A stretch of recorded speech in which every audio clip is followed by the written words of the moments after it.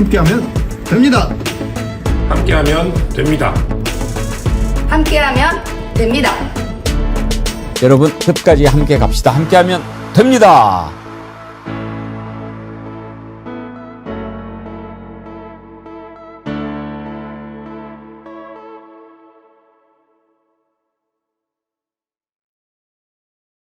여러분 안녕하십니까? 백운기입니다. 국힘당을 정치 집단이라고 부를 수 있을까요? 한둘도 아니고 잇따라 터져나오는 망언을 보면 사람이기를 포기한 집단이라고밖에 할 수 없을 것 같습니다. 국힘당의 김정재, 영남지역 초대형 산불 피해 지원 특별법을 표결하는데 호남에서는 불 안 나나? 이렇게 소리쳤지요. 옆에 있던 국힘 의원들은 흐흐흐흐 웃고. 이게 사람입니까? 그걸 해명한다면서 또 경상도 사투리여서 그랬다. 사투리 탓을 했는데 경상도 말은 나란 말씀과 다릅니까? 의원직 제명은 물론 주민등록도 말소해야 할 판입니다. 처음이 아니죠. 송원석은 어땠습니까? 제발 그리 됐으면 좋았을 걸. 아직도 사과를 하지 않고 있고 곽규택은 또 어떻습니까? 이런 자들이 정치를 하고 있다는 게 역겨울 뿐이고 동시대를 살아간다는 게 부끄러울 따름입니다. 잠시 후에 김정재의 목소리를 처음 알아본 소리로 보는 민주당의 서미화 의원 만나보겠습니다. 생방송 배국의 정치 1번지 출발합니다. 다음 주에 추석이 명절 시작되죠. 연휴가. 근데 이번 주 금요일이 또 개천절로 공휴일이라서 실제로 이번 주 금요일부터 이제 연휴 시작되잖아요. 저는 이번에 참 느끼는 게 또 이번에 국가정보자원관리원불까지 나서도 그렇지만 경제가 참 많이 어려운 것 같다. 전국도 아직 안정이 안 돼 있고 그래서 온전히 명절을 즐길 수 있는 상황이 아니지 않나 그런 걱정이 좀 있습니다. 그래도 연휴 때 우리가 조금씩 마음을 나누는 거 조금씩 나누면 더 따뜻하지 않을까 그런 생각 듭니다. 이번 추석에 어떤 선물 보내야 될까 고민하는 것보다는 조그만 마음을 나눈다 그런 생각으로 선물들 골라주시면 좋을 것 같습니다. 정어리몰에서 보내드리는 선물 내일 모레 수요일이면 택배 발송이 마감된다고 하니까요. 이번에 정어리몰이 준비한 순살 장어탕 선물 세트, 백년 진고 홍삼, 프리미엄 햇 신고배, 언양 불고기 선물 세트, 가격이 저렴하면서도 아주 정성스럽게 선물 포장된 상품들이니까요. 정어리몰 들어가셔서 한번 둘러보시고 아직 선물 준비 안 하신 분들은 정어리몰에서 구매하시면 좋을 것 같습니다. 전화 주문도 받고 있는데요. 1551-3158 대량 주문하시는 분들은 전화로 신청하시면 더 편하실 것 같습니다. 이메일로도 주문 접수 받고 있으니까요. 이메일 이용하시면 친절히 안내해 드리고 주문 접수도 도와드릴 겁니다. 슬기로운 소비생활, 상생의 소비생활, 정어리몰에서 이번 추석 선물 잘 준비해 주시기 바랍니다. 세 분 패널 함께합니다. 최진봉 성공회대 교수님 어서 오세요. 임세은 전 청와대 부대변인님 반갑습니다. 네, 안녕하십니까. 정구승 변호사님 함께합니다. 네, 반갑습니다. 우리가 일부에서 서미화 의원이 김정재가 그런 말도 안 되는 소리를 했을 때 가장 먼저 이 시각장애인은 청각이 예민하잖아요. 그래서 누군지 금방 알으셨다고 그러더라고요. 그래서 내가 그때 바로 전화해서 물어보려고 그랬는데 통화가 안 됐어요. 오늘 이렇게 하니까 아니나 다를까 바로 김정재인 줄 알았다라고 하던데 최진봉 교수님 네. 저런 인간들 그 국회의원 자격을 떠나서 인간도 아닌데 제명해야 되는 거 아닙니까? 당연히 제명을 해야죠. 그러니까 호남에는 왜 불이 안 나냐 뭐 이런 얘기를 얘기했다는 것은 이거는 본인을 지지하지 않는 지역이나 사람들에 대해서 이건 멸시하는 거 아닙니까? 이게 한두 번입니까? 송원석 원내대표는 어떻게 얘기했습니까? 그런 일이 일어났으면 좋겠다라고 사람들 수거 대상으로 삼는 또는 뭐 살해하겠다고까지 적어놨던 노상원 수첩의 내용들에 대해서 얘기하니까 그렇게 됐으면 좋을 뻔했다고. 이게 말이 되는 얘기입니까 대체? 이거는 사람이길 거부하는 모습이라고 생각해요. 이게 그냥 정치인 뭐 이걸 다 떠나서요. 인간이라면 이러면 안 되는 겁니다. 자기와 생각이 다르거나 아니면 가치관이 다를 수도 있겠죠. 그러나 그것에 대해서 사람을 완전히 그 뭐 수거 대상으로 삼게 한다거나 또는 뭐 불이 나가지고 재해가 발생을 바란다거나 이런 얘기를 하는 게 말이 되는 겁니까 대체? 저는 그래서 이건 제명돼야 된다고 해서 저는 국민의힘이 이걸 뭐 옹호한다고 할까지 나오진 않지만 동의해야 된다고 생각합니다. 민주당이 제명안 낸 거 국민의힘이 함께 동의해줘서 이 사람들 제명시켜야 돼요. 그래야 국민의힘이 제대로 된 정당이라는 모습을 보여주는 거 아닙니까? 사람이기를 거부한 사람들 국회의원뿐만 아니라 우리 사회에서 영원히 퇴출돼야 돼요. 그런 사람들이 우리 사회에 있는 한 우리 사회가 어떻게 서로 화합하고 통합할 수 있겠습니까? 기본이 안 된 사람들이에요. 임세은 소장님. 그렇다고 또 변명을 하는 게 네. 경상도 사투리라 그랬다고 그렇게 얘기를 해요. 그러니까 사투리라고 한다 한들 그런 호남에서 불 안 나냐고 얘기할 게 아니라 아니 왜 그 표결에 불참했냐 왜 찬성을 안 했냐 이렇게 이야기를 하는 게 맞죠. 만약에 그런 취지라면요. 이거는 전 경상도에서 사투리를 쓰시는 분들에 대한 모욕이라고 생각합니다. 그분들을 굉장히 불쾌해야 해요. 그거는 다분히 그 호남 비하하는 본심이 드러났다. 저는 그렇게 판단이 들고 이 국민의힘 그 의원들의 특징들은 이렇게 막말을 아무렇지도 않게 한다는 거거든요. 특히나 이 재난 앞에서 이게 한두 번이 아닙니다. 아까 말씀하신 것처럼 송원석 원내대표 뭐 사실상 죽었으면 좋겠네 식의 발언도 했었고요. 기억하시면은 한 2년 전, 3년 전쯤으로 기억하면 서울의 서남 지역에 홍수가 났었을 때 관련해서 지역구 의원들이랑 쭉 갔었습니다. 그 지역에. 그러고서 뭐라고 얘기했냐면은 비 왔으면 좋겠다. 사진 잘 찍어야 되는데, 잘 나와야 되는데 라고 발언한 적도 있어요. 홍수로 재난이 난 지역 가서도 그런 말을 했던 그런 본질을 갖고 있는 게 바로 이 국민의힘 의원들의 DNA 같다고 저는 생각이 듭니다. 그리고 이 김정재 의원은 이번 발언뿐만이 아니라 여러 가지로 지금 문제가 되는 분 아닙니까? 뭐 통일교와 유착 의혹도 있고요. 그리고 포항시장 공천 개입 의혹도 있고요. 또 공천권 관련해서 통화 녹음에서 3억 5억 이거 뭐 금액 이 발언한 것도 있고 또 공천 야합 비리도 있고 윤석열 부부와 연루해서 공천 개입 의혹도 있고 이분은 파면 팔수록 여러 가지 논란들이 굉장히 많습니다. 지금 비단 호남에서 뭐 호남은 불안나냐 이 발언뿐만이 아니라 여러 가지 의혹의 핵심에 김정재 의원이 있기 때문에 저는 수사도 해야 되지만요. 전 제명을 통해서 본보기를 좀 보여줘야 되는 거 아닌가 싶습니다. 근데 정우승 변호사님 지금 김정재 망언 같은 경우에는 국회에서 직무상 행한 발언이라고 볼 수도 없는 거 아닙니까? 그렇죠. 직무상 행한 발언이라고 보기는 어렵죠. 뭐 토론 과정이 있었던 것도 아니고 토론이 이미 끝나서 이제 투표가 결과가 공표되는 장소였기 때문에 뭐 광의로 그렇게 변론은 할 수 있겠지만 법원에서 그렇게 인정할 수 있을까가 참 애매한 부분이 있습니다. 저는 개인적으로는 직무상 행한 발언이라고 보기는 어렵다고 생각을 하고 그리고 사실 저는 그 발언도 발언인데 그 이후에 변명도 되게 문제라고 생각합니다. 그 김건희나 윤석열이 더 사람들의 공분을 일으키게 하는 거는 사실 그 행위도 문제지만 그 말도 안 되는 변명을 해갖고 더 화를 나게 만드는데요. 국민의힘 의원들도 역시 마찬가지라 생각합니다. 이런 것에 대해서 일벌백계가 되지 않으니까 부정적 강화 효과가 있어서 계속 이어지는 것 같습니다. 국민의힘이 제2당 그리고 어떻게 보면 최대 야당으로서 좀 공당으로서의 지위를 좀 공고히 하기 위해서는 이러한 스스로가 이러한 그 의원들에 대해서는 어느 정도 내부 징계라도 좀 있어야 되고 국회 차원에서도 좀 대응이 필요하다고 보입니다. 이 부분에 대해서는 그 행위도 그리고 변명도 사실 둘 다 부적절했다고 생각합니다. 정말 사람도 아닌 것들입니다. 사람도 아닌 것들을 앞으로 우리 정치 1번지에서는 사람 얘기만 좀 해야 될 것 같은데 그러면 국힘 다룰 일이 없겠죠. 자, 주말에 상당히 우리 국민들 놀란 일이 있었습니다. 국가정보자원관리원 불이 나가지고 정보 시스템이 완전히 마비가 됐는데 국가정보원은 들어봤어도 국가정보자원관리원이라는 게 있다는 거 이번 화제로 알게 된 국민들이 꽤 많을 것 같습니다. 그런데 더 놀란 것은 국가정보자원관리원에 불 하나 났다고 이렇게까지 그냥 우리 일상생활에 중요한 것들을 다 못할 상태가 되느냐. 우리 여기에 더 놀란 거 아닙니까? 국가정보의 심장이라고 하는 곳인데 심장이 불에 탄 거죠. 다행히 지금 상당수 복구가 됐다고 하는데 이 내용부터 짧게 살펴보겠습니다.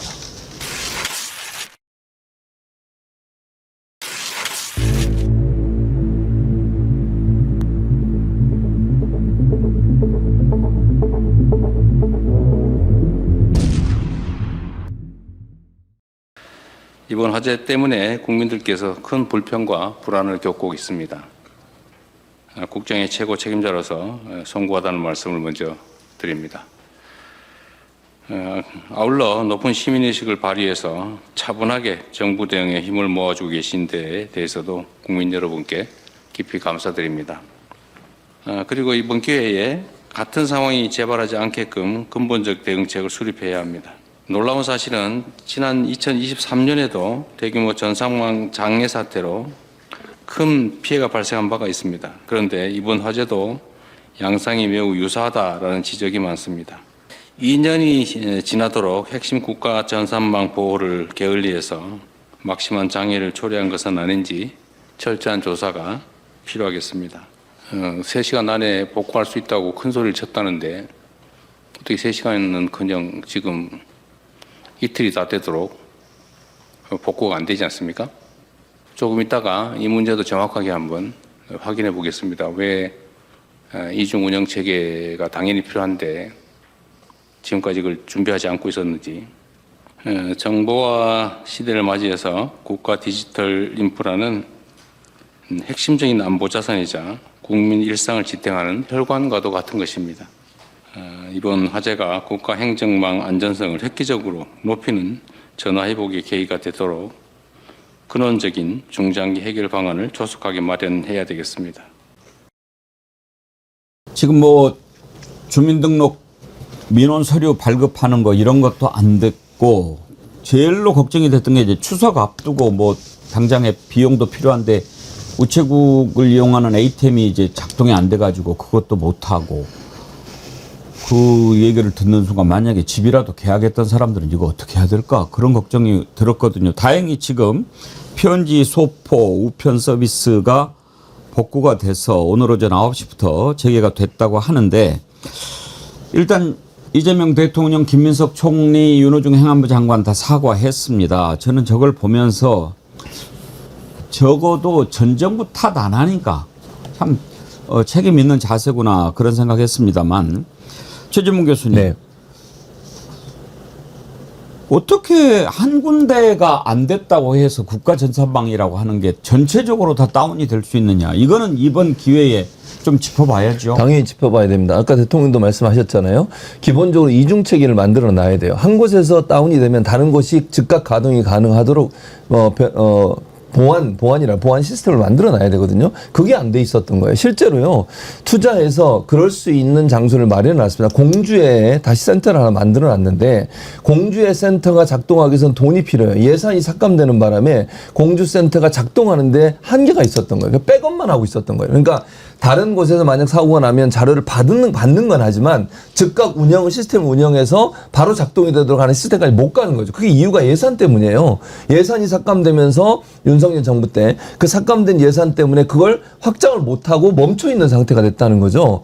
그러니까 저는 물론 전 정부 탓을 하는 게 아니라 전 정부 탓을 해야 된다고 봐요. 저는. 그러니까 현재 우리 이재명 정부가 들어선 이후에 지금 뭐 한 4개월 됐잖아요. 그 기간 동안 할 수 있는 일은 최선을 다하는 것이지만 원인 분석을 위해서는 그전에 무슨 일이 있었는지를 살펴봐야 되는 거 아닙니까? 윤석열 정부에서 예산이 삭감되는 바람에 공주센터가 제대로 작동할 수 있는 기반을 못 만들었다니까요. 만약 그때 제대로 예산만 투자해서 만약 공주센터가 만약에 다른 센터에서 불이 나거나 화재가 발생을 하면 다른 이유 때문에 작동이 안 되면 즉각적으로 운영 가동에 만들어 놨으면 이런 일이 발생하지 않아요. 그리고 이 관리원도 문제가 되는 게 뭐냐면요. 3년 전인가 카카오에도 이런 비슷한 문제가 발생했었어요.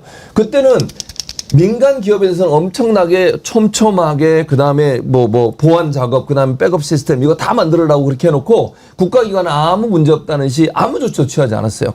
그게 했던 일입니다. 결국은 이렇게 전 정부에서 이루어놨던 여러 가지 일들 때문에 이런 일이 발생한 건 맞아요. 그리고 화재도 발생한 원인이 뭡니까? 배터리 문제 아닙니까? 영어로 배터리. 배터리 문제인데 이 배터리가 10년 지나면 그 기한이 끝나는 거래요. 그러면 바꿔줘야 되잖아요. 이것도 안 바꾸고 10년 넘어가다 보니까 그게 이제 어떤 이유인지는 아직까지 파악이 안 되고 있지만 노후화된 장비 때문에 일어난 일이라고 볼 수도 있어요. 왜 그럼 이런 조치를 안 취하는 겁니까? 점검도 제대로 안 해요. 지금 민간 기업 같은 경우는 거의 3초인가 3초마다 모든 걸 기록하게 돼 있다 그러더라고요. 법을 바꿔가지고. 공공기관은 전혀 그런 그런 조치를 안 해놨어요. 이런 문제들 때문에 발생한 문제이기 때문에 이건 따져봐야 된다. 저는 그렇게 생각합니다. 이런 문제가 발생하도록 방치해놓은 여러 조치들이나 아니면 그 일에 관여했던 사람들, 원장 포함해서 이런 사람들에 대한 조사가 반드시 필요하다고 저는 봅니다. 옛날에 조선왕조 실록도요 여러 군데로 분산을 했어요. 만약에 그 실록이 타버리면 또 이것이 있으니까 그야말로 손으로 하던 아날로그 오리지널 시대에도 이런 대비책이 있었는데 아니 요즘에는 클라우드 시스템 있잖아요. 그럼요. 거기다가 이렇게 좀 해놓고 이쪽에 하면 이쪽에 사고 그렇게 지금 이것도 세 군데 있더만요. 대구랑 광주랑. 네. 그러니까 이게 일원화되어 있던 게 문제죠. 일원화. 그러니까 그래서 뭐 이런 얘기도 있었거든요. 만약에 북한에서 뭐 침략을 하거나 할 때 전산을 먼저 거기부터 박살을 내버리면 우리가 초토화될 거다 뭐 이런 얘기도 있을 만큼 이 정보가 굉장히 중요합니다. 그럴 만큼 이게 복수로 이원화를 해야 되는데 사실 그 제대로 되어 있지 않았고요. 뭐 지금 이재명 정부 출범한 지 4달밖에 되지가 않아서 이런 사전에 종합 리스크를 관리한다던가 이런 방안은 아직까지는 부족합니다. 왜냐하면 그럴 수밖에 없는 것이 이미 윤석열 정부에 임명됐던 사람들이 여전히 그 자리에 있어요. 그래서 철저한 대비가 제대로 되지 않은 것도 저는 크게 문제고 이미 1년 전에도 이 관련한 이원화와 백업에 대한 문제가 계속 이야기가 났었다고 합니다. 1년 전에도요. 그런데 전혀 예측하지 않았고 준비하지 않았던 것도 저는 이 사태를 키웠다고 생각이 됩니다.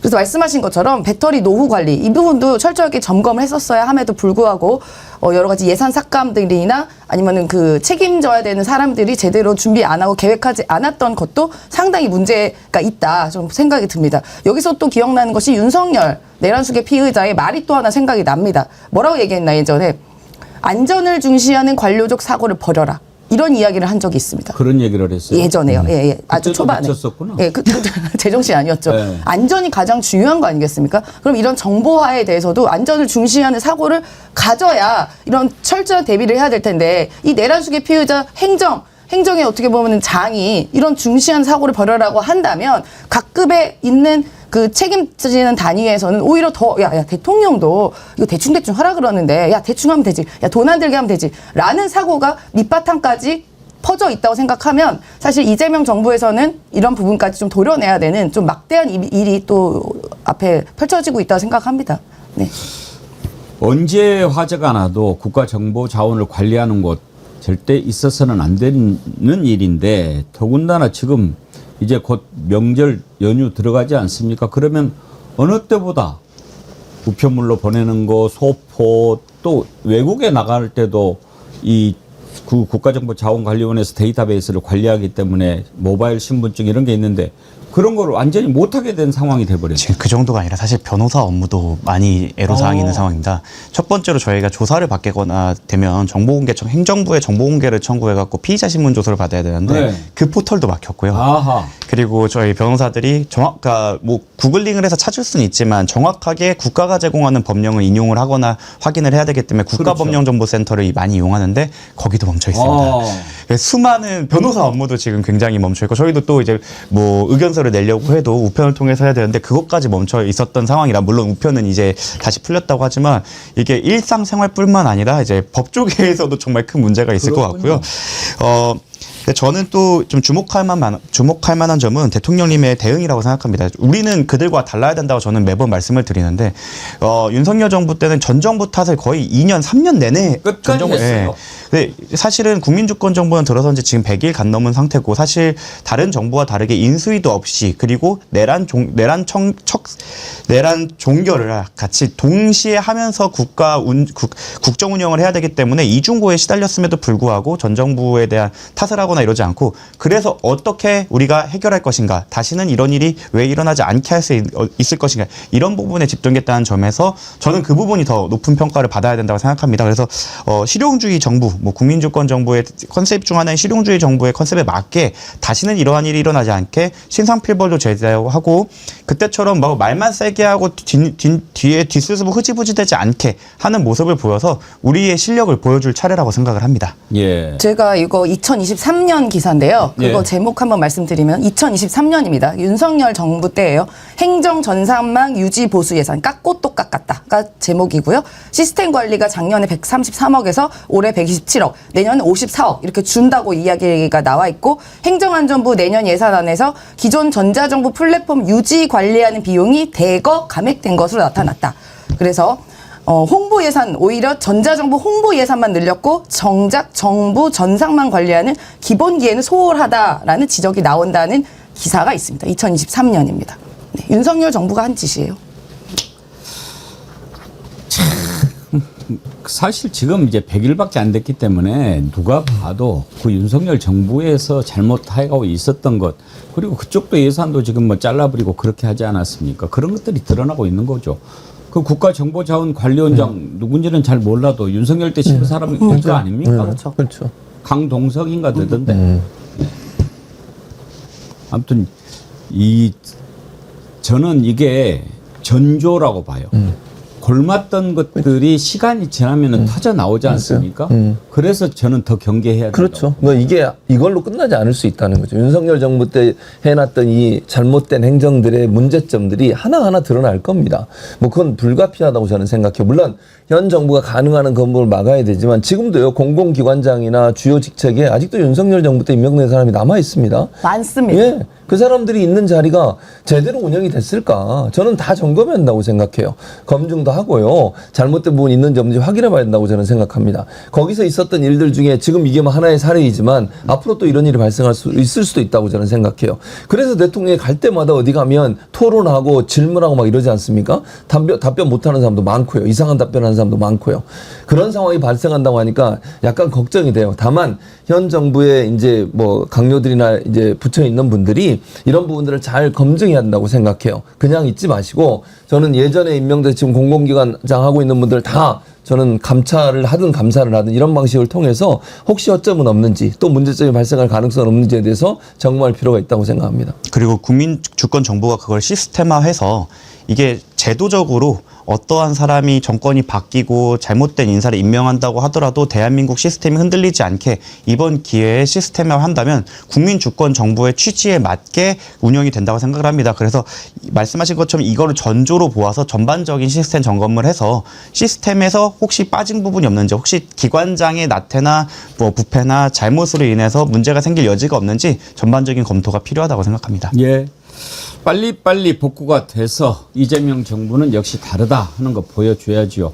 정말 많은 국민들이 걱정하고 있습니다. 아까도 말씀드렸는데 이런 일들이 또 일어나지 말라는 법이 없거든요. 왜 그렇습니까? 곳곳에 아직도 썩어 있는 자들이 장악하고 있는 곳이 많습니다. 어제 제가 MBC 스트레이트 봤는데 국가인권위원회 그 썩은 놈들이 아직도 그대로 있거든요. 국가인권위원회 그렇고 국민권익위원회 어떻습니까? 다행히 이번에 이제 이진숙이 속아냈는데 이런 자들이 계속 있는 한 이 물이 깨끗해지려면 완전히 물을 갈아야 되잖아요. 그 안에 파란 잉크 한 방울만 떨어뜨려도 그 물은 못 마시는 물이 되지 않습니까? 이 썩어 있는 놈들이 그대로 있는데 그 물이 아무리 물 갈면 뭐합니까? 그 안에 똥 하나 떨어져 있으면 어떻게 거기에서 목욕을 합니까? 예, 똥 얘기 나왔으니까 윤석열 얘기해 봅시다. 금요일 날 그 시차 중계를 해서 저희가 방송 중에는 틀어드리지 못했는데 나중에 보니까 그건 사실 별로 들을 가치가 없더라고요. 왜냐하면 윤석열이 이자가 완전히 표변을 했더라고요. 그러니까 중계 카메라가 있는 그 특수공무집행 방해죄로 재판을 받을 때는 목소리도 힘이 없는 척 제가 어쩌고 하다가 카메라가 빠져나가니까 완전히 태도가 돌변해가지고 혼자서 20분간 또 떠들어댔다는 거 아닙니까? 참 저는 아까도 국힘당의 곽규택이 송원석이 김정재 인간도 아닌 것들 저거 완전 동물농장이죠. 그 숙에 윤석열이 닮아서 다 그런 거 아닌가? 인간입니까? 더군다나 윤석열이 했다는 얘기를 들어보면 1.8평짜리 독방에서 서바이브 하기가 힘들었다. 그거 대접받으러 간 거로 생각한 거죠. 거기에다가 차라리 처벌을 받았으면 좋겠다. 지금 제 상 받으러 간 거라고 생각한 겁니까? 윤석열이가 조사해가지고 1.8평도 안 되는 데다가 집어 넣은 사람이 몇 명이겠습니까? 아, 이건 좀 미친놈 아닙니까? 저는 그런 생각이 들었어요. 근데 그것도 막 뭐 소리가 막 높아졌다는 거예요. 제일 황당한 게 뭐냐면 앞뒤도 안 맞아. 저를 만약에 풀어주시면 열심히 집도 가깝고 뭐 이렇게 해서 나오겠습니다. 그렇게 이야기했는데 너 그럼 왜 그동안 재판 안 나왔어? 아, 재판 나오면 또 제가 뭐 이렇게 있으면은 또 사람들이 저 불편해서 증언도 제대로 못하고. 아, 그러면 어쩌란 얘기예요, 이게는. 난 참 그 판사가 어떻게 결정할지 궁금한데 그 백대현 부장판사가 이렇게 저렇게 질문하는 거 보면 약간 거기는 직위원하고는 다른 것 같기는 하던데 윤석열 금요일 날 있었던 거 한번 살펴보겠습니다.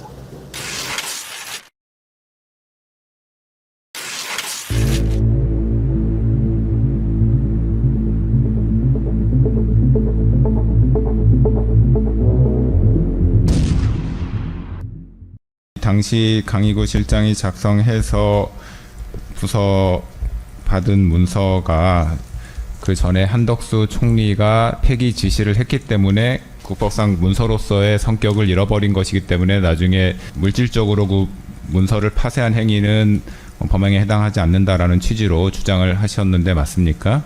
예, 근데 그 한덕수 총리의 지시만으로 국법상 문서로서의 성격이 없어진다는 근거가 무엇인가요? 피고인 대통령이 지시한 것이 아니고 한덕수 총리의 지시로 성격이 그렇게 된다는 근거가 무엇인가요?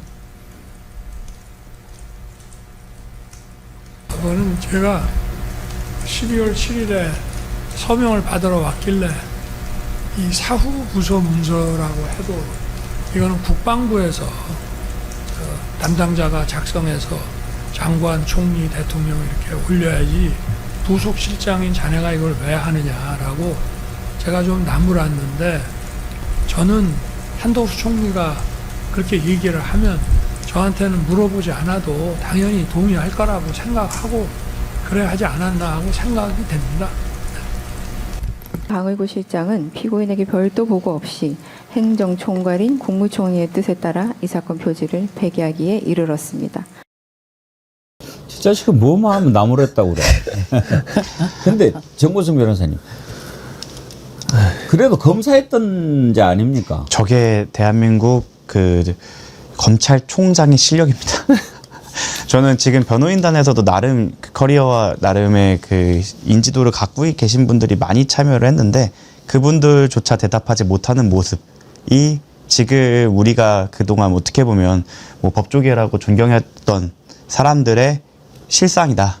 참, 그리고 참담한 게 저기서 변호인단이 대답을 못하자 본인이 직접 나서잖아요. 그러니까 변호인단이 어물어물하니까. 그나마 윤석열이 제일 낫다는 게 저한테 참담합니다. 다른 변호인단들은 사실은 저기에 자신의 정치를 위해서 뭐 빨간 캐리어 들고 오거나 아니면은 막 인터뷰나 기자회견을 많이 하면서 저런 질문이 왔을 때 대답조차 준비하지 못했다는 겁니다. 저 변호인단의 수준을 알만하다고 생각을 하고요. 좀 정말 암담한 게 공문서가 작성이 됐다는 건데 그리고 본인이 이제 기재가 그 부서가 돼 있는 공문서를 폐기하는 과정에서 자기가 안 했다는 거거든요. 책임자는 대통령 아닙니까? 그런 걸 생각하면 참 저 논리를 그냥 내세운다는 자체가 되게 부끄럽고요. 그리고 그거와 별개로 보석신문 얘기를 좀 더 추가로 하자면 사실 보석신문이란 거 본질 자체가 보석금을 내서 내 출석을 담보하는 것 아니겠습니까? 근데 구속된 상태에서도 출석을 하지 않는 사람이 집에 보내주면 하겠다? 그리고 거기에 대해서 나와서 자기가 그 논리라고 얘기한 것들은 당뇨식 하겠다. 구치소에서 이미 해주고 있고요. 운동하겠다. 구치소에서 이미 해주고 있고요. 그리고 사실 잘 들어보면 다 본인한테 좋은 일이에요. 운동도 본인 좋으라고 하는 거고 당뇨식도 본인 좋으라고 하는 거고 그걸 왜 우리 국가 사법부가 해줘야 됩니까? 참 이게 우리나라의 그동안 한때는 뭐 정의의 사도처럼 불렸던 검찰총장의 민낯이고 실력이다라는 걸 국민들이 이제 보게 되었다라고 생각을 합니다. 그래서 참담합니다. 근데 윤석열이 보석 결정이 언제쯤 납니까? 제가 알기로는 규칙으로서는 저 보석 신문을 한 뒤 10일 이내에 해야 된다. 10일 이내? 해야 된다고 돼 있는데 예. 그게 이제 훈시 규정이라고 해서 하면 좋다라는 식으로 해석을 법원에서 많이 합니다. 그래서 대부분의 경우에는 저런 보석 그 신청에 대해서는 판결 낼 때 같이 보석 기각 결정을 내는 경우도 있습니다. 왜냐하면 그렇게 이제 보석이 나올 수도 있다는 희망이 있으면 재판은 좀 더 잘 나오게 되거든요. 예. 예, 그런 유인 때문에라도 좀 결정을 질질 미뤄갖고 그 징역모에 처한다. 보석 신청은 기각한다. 기각한다. 이런 식으로 동시에 하는 경우가 다수 있습니다. 근데 제가 생각하기에는 묻지도 따지지도 않고 바로 이렇게 기각할 만한 일이라고 보는데 뭐 다음 주에 하고 뭐 그런다고 그래서 제가 궁금해서 이병철 변호사님한테 한번 물어봤어요. 왜 이렇게 오래 걸립니까? 그랬더니 보석은 전적으로 판사 재량이고 몇 달 동안 결정 안 하는 경우도 있고. 네, 맞습니다. 근데 아마 이제 백대현 부장판사가 월요일 날 직위원 재판이 있으니까 거기 나가게 하려고 월요일 재판 이후로 늦춘 것 같다. 이렇게 분석을 하시더라고요. 근데 오늘 또 안 나왔어요. 네, 그리고 또 한 가지 이유가 있습니다. 네. 보석 신청에는 재신청이나 계속 신청하는 거에 제한이 없어요.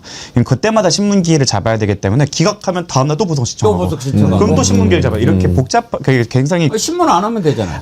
그 훈시 규정에 신문을 하도록 되어 있기 때문에 오. 그러니까 물론 그걸 꼭 지켜야 되는 건 아닌데 그런 절차적 나중에 분명히 윤석열 같은 사람은 이거 훈시 규정이 있는데 왜 안 지켰냐 이런 식으로 분명히 딴지를 걸 거기 때문에 그런 것들을 예방하기 위해서라도 바로 하기보다는 아마 판결을 내면서 징역에 처한다라고 하면서 너 보석 신청은 기각할게 이렇게 할 가능성이 높다고 생각합니다. 보석 신청할 때 비용 안 듭니까? 들지 않습니다. 안 들어요? 우편비 정도 들죠. 우편비? 네. 그것도 트럼프처럼 한 100배 인상해가지고 보석 한번 신청하면 1억 4천 그러니까. 정도 내게끔 하면 얼마나 어떨까요? 좋아요. 그러니까 좋을 것 같은데요. 제가 예전에 좀 미국 얘기를 잠깐 제가 미국에서 교수할 때 H1B 받았거든요. 네, 비자를. 네. 그때는 $800였어요. 그러니까 지금 몇 배가 100배가 오른 거잖아요. 그렇죠. 그러니까 그것도 사실은 당시에 800도 좀 비싸네. 부담되죠. 그러니까 비자 신청하는데 그만 걸고 한 4, 5개월 걸렸던 변호사를 통해서 했는데 그러니까 그렇게 하면 함부로 못 하잖아요. 그러니까 예를 들면 우편비를 엄청나게 올리거나 아니면 무슨 뭐 그 인지 같은 거 붙이잖아요. 법원에. 그거 막 붙여놓는 거야. 엄청나게 비싸요. 그러면 이거 막 이게 돈 안 드니까 맘대로 하는 거잖아요. 막 이거 못하게 하는 방법일 수도 있다는 생각이 들어요. 그러니까 잘 고려해서 정말 자기가 생각할 때 될 수 있다는 가능성이 있을 때만 하게 되면 이제 돈을 많이 내고 하겠지만 안 할 수 있는 방법이 되겠죠. 물론 한 가지 이제 그럼 또 그게 있습니다. 이게 이제 혹시나 돈 없고 힘든 분들이 혹시나 이제 신청할 때 이게 어려움이 될 수도 있는 한계는 있을 것 같아요. 한편으로 보면.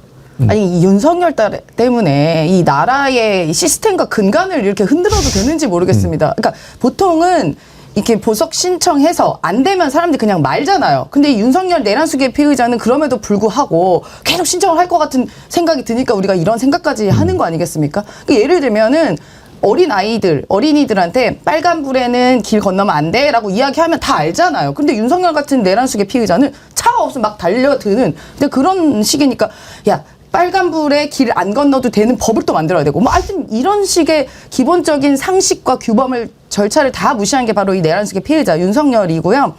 만약에 정말 보석을 계속 신청한다면 윤석열은 정말 끝까지 죽는 그날까지도 국가에 이렇게 피해를 막대하게 입히는 거라고 좀 봅니다. 정말 공권력 낭비에 되는 거 아니겠어요? 판사분들 모여서 저기 판사 혼자 있으신 것도 아닐 거고 그 공무원들 또 보조를 해야 되니까 여러 많은 분들의 그런 노력 우리 세금으로 물론 직원들 일하시는 건 맞지만 그런 노력과 힘이 저게 다 빠져버리면 그 외에 다른 재판이나 이런 게 피해를 줄 수도 있잖아요. 본인이 한때는 대통령으로서 국민의 세금을 받고 그런 권위를 누렸다면 그렇게 불법 비상계엄을 해서 국가를 피해를 주고 국민에게 막대한 피해를 줬다면 요만큼이라도 양심이 있으면 저런 짓 하면 안 되죠. 국가에 피해가 되는 일을. 근데 윤석열은 그런 게 없어요. 에라 모르겠다. 내가 불편한데 내가 갖고 있는 권한인데 훈시 규정 있다네. 야 다 해봐. 끝까지 해봐. 끝까지 어깃장 부려봐 하는 게 바로 저 윤석열의 심보 아닙니까? 정말 고약하고 저딴 허접한 인간이 우리나라 국정 운영을 3년 동안 했다는 게 정말 처참합니다. 그리고 제가 재벌 회장도 아니고 정말 유치하게 짝이 없다라고 하는데 대통령의 권한이 훨씬 더 많고 본인이 하는 행동은 부패뿐만 아니라 내란 혐의도 있습니다.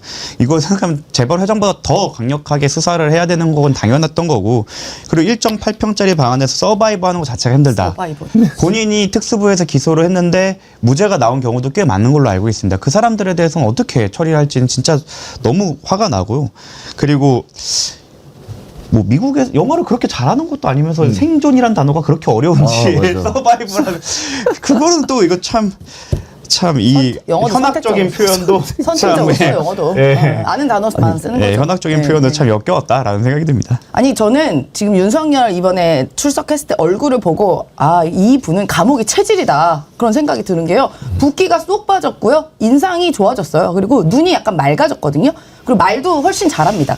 그러니까 윤석열이 그동안 뭐 소위 말하면 이제 알코올 중독이다라는 얘기가 있었잖아요. 그러니까 지금 한 그 시간 동안 지금 구속된 시간 동안 아마도 알코올 섭취가 불가능하다 보니까 삼시세끼 딱딱 영양식에 맞춰서 먹고 운동도 억지로 나가서 해야 되고 하다 보니까 얼굴 좋아졌어요. 그래서 1절 8평에서 생존하는 것 자체가 뭐 힘들었다고 하지만 쭉 거기서 살아야 되는 전 체질이다 그리고 생각합니다. 지금에야 아직도 재력과 정치적 영향력이 남아있기 때문에 거의 풀타임 변호인 접견을 두를 수 있는데 아마 이게 확정이 되고 본인에게 정치적 자산이나 재산, 김건희 씨가 돈을 끊으면 아마 이제 변호인 접견도 예전처럼 두르기 힘들 겁니다. 그래서 그때가 되면 진짜 1.8평 독방에서 혼자 있는 게 얼마나 힘든지를 깨닫게 될 건데 그때 얘기하면 몰라도 지금은 좀 이르다. 왜냐하면 아침 9시부터 4시 반 5시까지 변호인 접견으로 하루를 다 보내고 있는 사람이 다른 수용자들과 다르게 특혜를 받고 있는 그런 사람이 저런 얘기하는 건 어불성설이라고 생각합니다. 변호인 접견에 그렇게 많이 하냐고 그랬더니 운동하려고 그랬다는 거 아니에요? 운동 시간이 따로 보장이 돼 있고 언제부터 운동했어? 아니, 언제부터? 이게 그러니까 어떻게 그거를 계단 내리기 오르내리기 힘들다면서 이제는 출석하라고 했더니 병원에서 그렇게 정신병원에서 이야기를 하면은 뭐 그런가 보다라고 하는데 판사 앞에서 그렇게 얘기를 하냐고요. 그 심지어 변호인 접견 때는 잘 앉아서 얘기하지 않습니까? 재판에 나와서는 왜 못 앉아서 있는지는 그것도 참 말이 안 되는 거지 않습니까? 아니, 앞뒤가 하나도 맞지 않습니다. 이거. 그 1.8평 독박이잖아요. 충분히 본인이 운동하려 맘먹으면 그 안에서 스쿼트도 할 수 있고 윗몸 일으키기도 할 수 있고 충분히 운동할 수 있습니다. 예전에 그 정봉주 의원인가요? 정봉주 의원이 네. 1년 동안 감옥 갔었을 때 그 안에서 운동해가지고 몸 만들고 나왔어요. 그 체프 냈던 걸로 기억하거든요. 본인 그거 할 수 있습니다. 원칙적으로 더 운동 넓어. 시간을 제외하고는 운동을 할 수 넓어. 없게 해놨습니다. 더 넓어.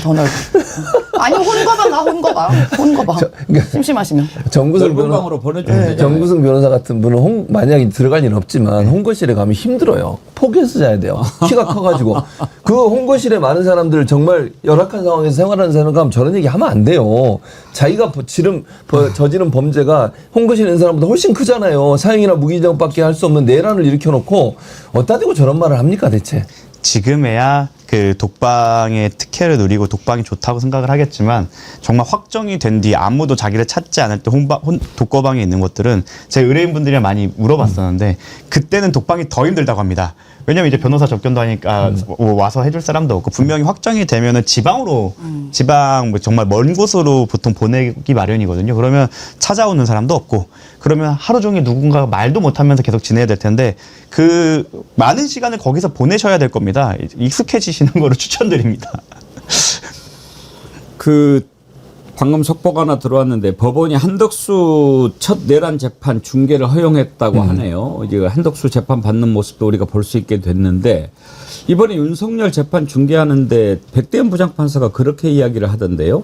이번 첫 재판에 한하여 그렇게 얘기하던데 그러면 앞으로는 중계를 허용을 안 하겠다는 얘기입니까? 아마 그 개별 결정을 매번 기일 때마다 하겠다는 취지로 보입니다. 뭐 그 특검법 이제 개정안에서 보면은 그 할 수 있고 그거를 비공개하는 것도 재판장의 재량으로 좀 부분이 있습니다. 뭐 개인 정보나 뭐 국가 기밀 문제를 삼고 있는데요.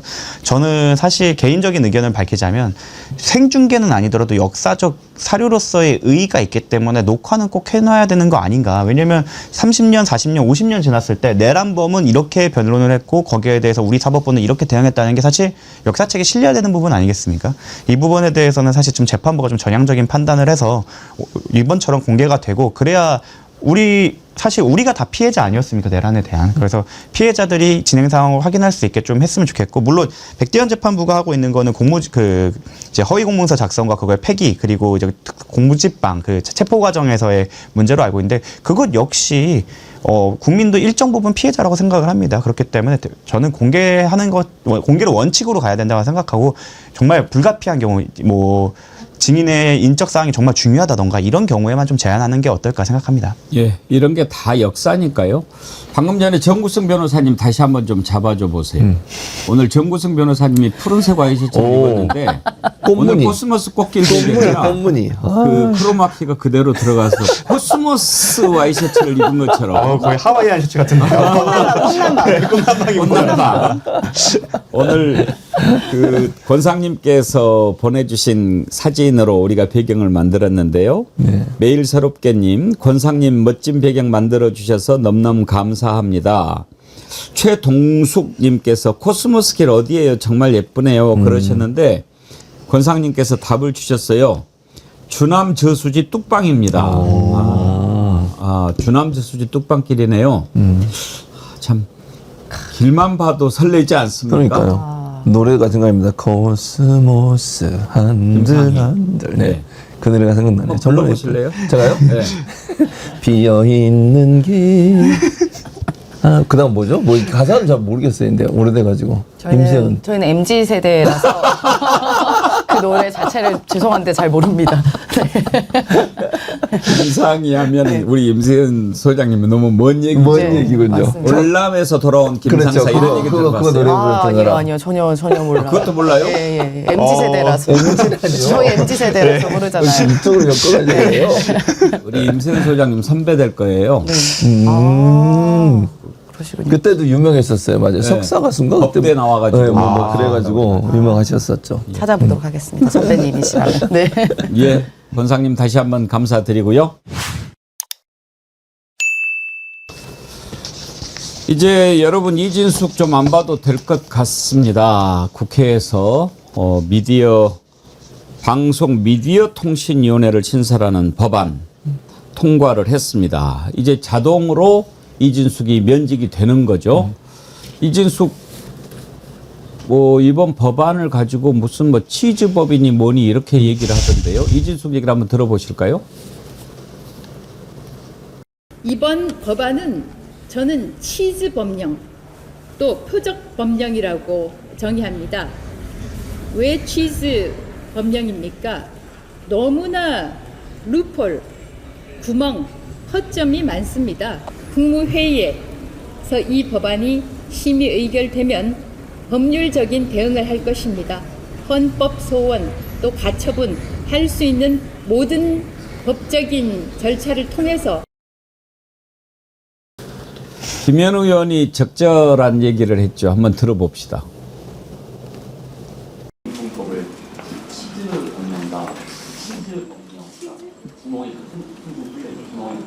역시 빵과 치즈를 좋아하는 방송통신위원장답습니다. 네, 와인도 드시면 좋겠습니다. 민주당 김현우 의원이 상당히 재치가 있네요. 처음에 이제 치즈 구멍이 송송 뚫려 있는 그 치즈에 있는 구멍을 루폴이라고 그래요. 네네. 아는 것도 많네. 벌써 찾아봤겠지 뭐. 그래서 아마 이제 빵을 좋아하고 또 와인을 많이 샀다고 그러잖아요. 법화로. 그래서 그걸 이제 비유적으로 얘기한 건데 이진숙 지금 현재 아직까지 위원장이니까요. 30일날 공포가 되면 이제 자동 면직이 됩니다. 그런데 본인 말은 뭐 이게 무슨 숭숭 떨려 있다고 얘기하는데 이 법을 만드는 이유가요. 기존의 유료 방송, IPTV나 아니면 케이블 방송 같은 경우에 예전에는 방송위원회에 있었어요. 근데 이거를 그 미래창조과학부라고 기억나시죠? 박근혜 때 미래창조과학부를 만들면서 과기부하고 방송에 있었던 이 업무를 가져와가지고 그걸 과기부에 갖다 놓은 거예요. 그러니까 방송 정책이잖아요. 이거는 뭐 예를 들면 케이블 방송이나 유료 방송 그다음에 이런 방송들은 전부 방송 영역이기 때문에 방송통신위원회에서 했어야 되는데 그걸 떼내가지고 미창부로 넘기고 그게 다시 이제 과기부로 바뀌면서 그대로 과기부에 있거든요. 그러니까 업무가 이원화돼 있어요. 이러면요 제재는 방통위가 하고 지금 구조로 보면 지능정책은 과기부가 하는 거예요. 그러면 이런 통신업체들, IPTV나 아니면 유료 방송업체들은 두 군데를 다 가야 돼요. 업무를 보려면. 방통위 가서 제재 관련된 업무도 봐야 되고 이쪽에서 지능 업무도 봐야 되죠. 이걸 효율적으로 하기 위해서 한 곳에 모으겠다는 거예요. 그래서 방송미디어통신위원회를 만든 겁니다. 기본적으로 지능과 규제를 함께해서 통합적으로 방송정책과 미디어 정책을 하겠다고 하는 게 목적이에요. 그래서 만든 법안인데 뭐 자기 쫓아내려고 만들었다는 얘기를 하는 거예요. 모든 게 세상이 자기 중심으로 돌아가요? 자기는 어떻게 생각할지 모르지만 기본적으로 미디어 환경이 통합되고 있잖아요. 지금 통신, 방송, 유튜브 이런 것들이 다 SNS 통합해서 운영되고 있기 때문에 한 부처에서 한 행정기관에서 이걸 통합적으로 운영할 필요가 있다. 또 하나는 기존에는 사실은 5명의 상임위원이 있었거든요. 이번에는 3명의 상임위원, 4명의 비상임위원으로 바뀌면서 숫자를 좀 늘렸어요. 그리고 회의를 구성하는 방식도 4명 이상이 출석해야만 회의가 가능하도록 만들어 놓은 거죠. 지난번에 어떤 일이 있었습니까? 5명 중에 2명 앉아가지고 계속 회의에서 다 통과시켜 버렸어요. 그것도 대통령이만 2명만 가지고요. 이런 일이 벌어지지 않도록 좀 더 민주적인 방식, 공정성과 객관적이 담보될 수 있는 방식을 하기 위해서 이 법을 만든 건데 마치 자기 때문에 만든 것처럼 생각하는 그 잘못된 자기중심적 생각방식 바꾸시기 바랍니다. 거미줄 최정아님, 네 얼굴이 치즈다.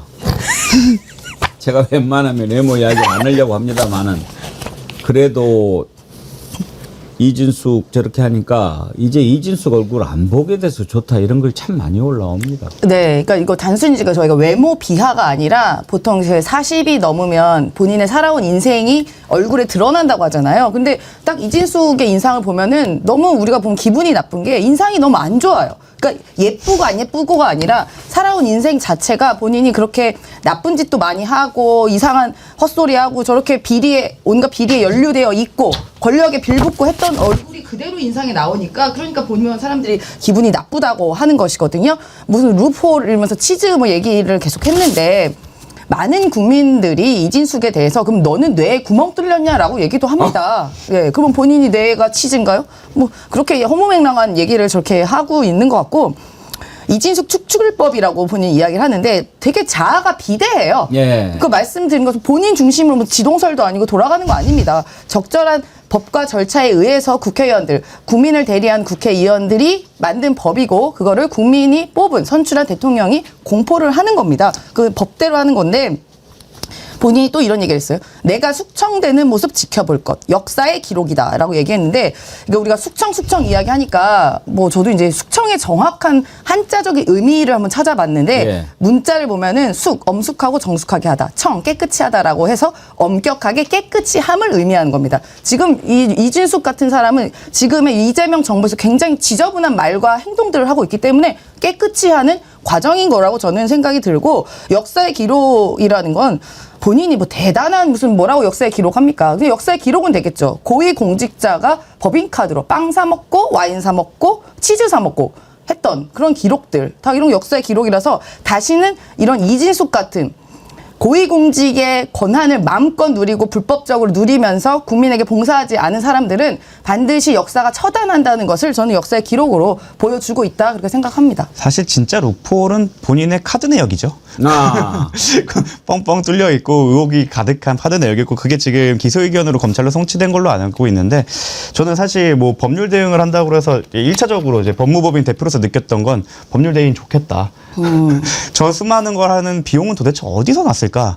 그리고 어차피 이길 수 없는 싸움을 정치적으로 하려고 저렇게 한다고 하면 저런 그 사고를 계속 치는 고객이 있는 법무법인 대표는 참 좋겠다라는 생각이 들 정도로 정말 의미 없는 행위라고 생각합니다. 사실 헌법재판소에서 저게 인용될 가능성은 매우 낮다고 생각되는 게 그 대선을 통해서 정부가 바뀌면 정부조직법을 통해서 새로운 조직을 개편하는 건 그 입법부와 행정부의 재량입니다. 거기에 대해서 헌법 위반이라고 보기엔 너무 어려운 것 같고 뭐 방송통신위원회가 헌법기구도 아니지 않습니까? 그렇기 때문에 이거에 대해서는 일고의 가치도 없는 내용이라고 하고 그리고 이제 이진숙을 안 봐서 좋다는 분들이 많은데 저는 좀 반대로 저런 사람이 국힘의 간판이 됐으면 좋겠다. 그래서 국힘을 비호감으로 이끌고 국힘을 부정부패한 정당의 그 이미지를 씌워준다면 우리 입장에서 나쁠 건 없다라고 생각을 합니다. 그러니까 이 여성은 이진숙이 간판이고 남성은 전한길이 간판이고 국힘이 이원정당으로 해산돼야 될 이유들을 본인들이 정립하고 있다 그렇게 생각됩니다. 이진숙 씨가 지금 이제 할 일 없잖아요. 출근할 일이 없으니까요. 그거 보면은 그 뚜레쥬르나 파리바게트 할인일 같은 거 있거든요. 특정 요일에 그런 할인을 잘 챙겨 보시면 50% 네이버 페이 50% 할인된 날도 있고 특정 일에는 SK텔레콤 그 멤버십 할인도 되는 날이 있으니까 그거 잘 찾아보시면서 빵집 할인일 잘 챙겨 가시기를 기원합니다. 이준숙 빵값 수사는 어떻게 되고 있나요? 그러니까 경찰에서 이거는 기소해야 된다고 수사를 맞춰서 기소하라고 이제 곧 공소청에다가 검찰로 넘겼습니다. 그래서 이제 곧 재판 준비를 해야 되는 분이기 때문에 기왕 이렇게 시간 많아진 거 재판 준비하시면 될 것 같습니다. 빵에 들어가면 빵 먹을 수 있나요? 그러니까 가끔 이제 제가 제가 김건희 씨 식당 보거든요. 유머했는데. 아니, 빵에 가서 빵을 많이 드실 수 있냐? 원하는 만큼은 못 드시고 제가 김건희 씨 때문에 가끔 남부구치소의 메뉴를 보는데 네. 아침에 한 번씩 모닝빵 같은 거 나옵니다. 아, 모닝빵. 네, 딸기잼과 모닝빵. 예. 네. 하나 더 주라고 그러면 더 줍니까? 하나 더 특별히 더 준다고 하면 접견을 모르겠네. 가면 네, 그 빵 이제 주나요? 일반 접견 갔을 때 이제 부식을 사서 넣어줄 수 있습니다. 거기에 빵이 있는지는 모르겠지만 그런 것 중에 종류가 하나 있지 않을까 싶습니다. 아니 그 안에서 매점이 이용할 수 있거든요. 영치금으로. 그게 안에 뭐 초코파이나 이런 기본 빵 같은 거는 기본적으로 판매를 하니까 그 구치소 빵에 가셔서 그 판매하는 물품들 사 드시면 될 것 같습니다. 예, 아이고 이준석 안 본 것만 해도 어디냐 싶은데 자기가 뭐 대단한 것처럼 착각을 하고 있어요. 어떻게 해서 그 자리에 갔는지 우리가 다 알고 있는데 말이죠. 요즘에 제가 보면서 참 가소롭다. 너네들 주제를 좀 알아라 하는 사람이 두 사람 있어요. 얼굴도 좀 닮았어요. 이준석하고 전한길이하고. 보고 싶지 않은 게 닮은 거죠. 아이 죄송합니다. 갑자기 이진숙 얼굴을 보시니까 알러지가 많이 알러지, 그죠? 알러집니다. 많은 국민들이 그렇게 생각하고 있습니다. 네. 정필성님 빵으로 응한 자 빵에서 망한다. 아, 명언인데요. 예. 다음으로 넘어가지요. 이재명 대통령이 유엔에서 아주 활약을 마치고 돌아왔는데요. 저는 참 이번에 언론의 보도 태도를 보면서 참 정신 못 차렸구나 그런 생각 많이 합니다. 이게요 악의적이라고 하는 게 뭐냐면 예를 들어서 윤석열이가 쪽팔려서 어떻게 하나 이 말은 악의적으로 보도한 게 아니고 야 명색이 대한민국 대통령이 저런 말을 하면 되느냐 그러면 안 되지 않느냐라고 사실을 전달한 거예요.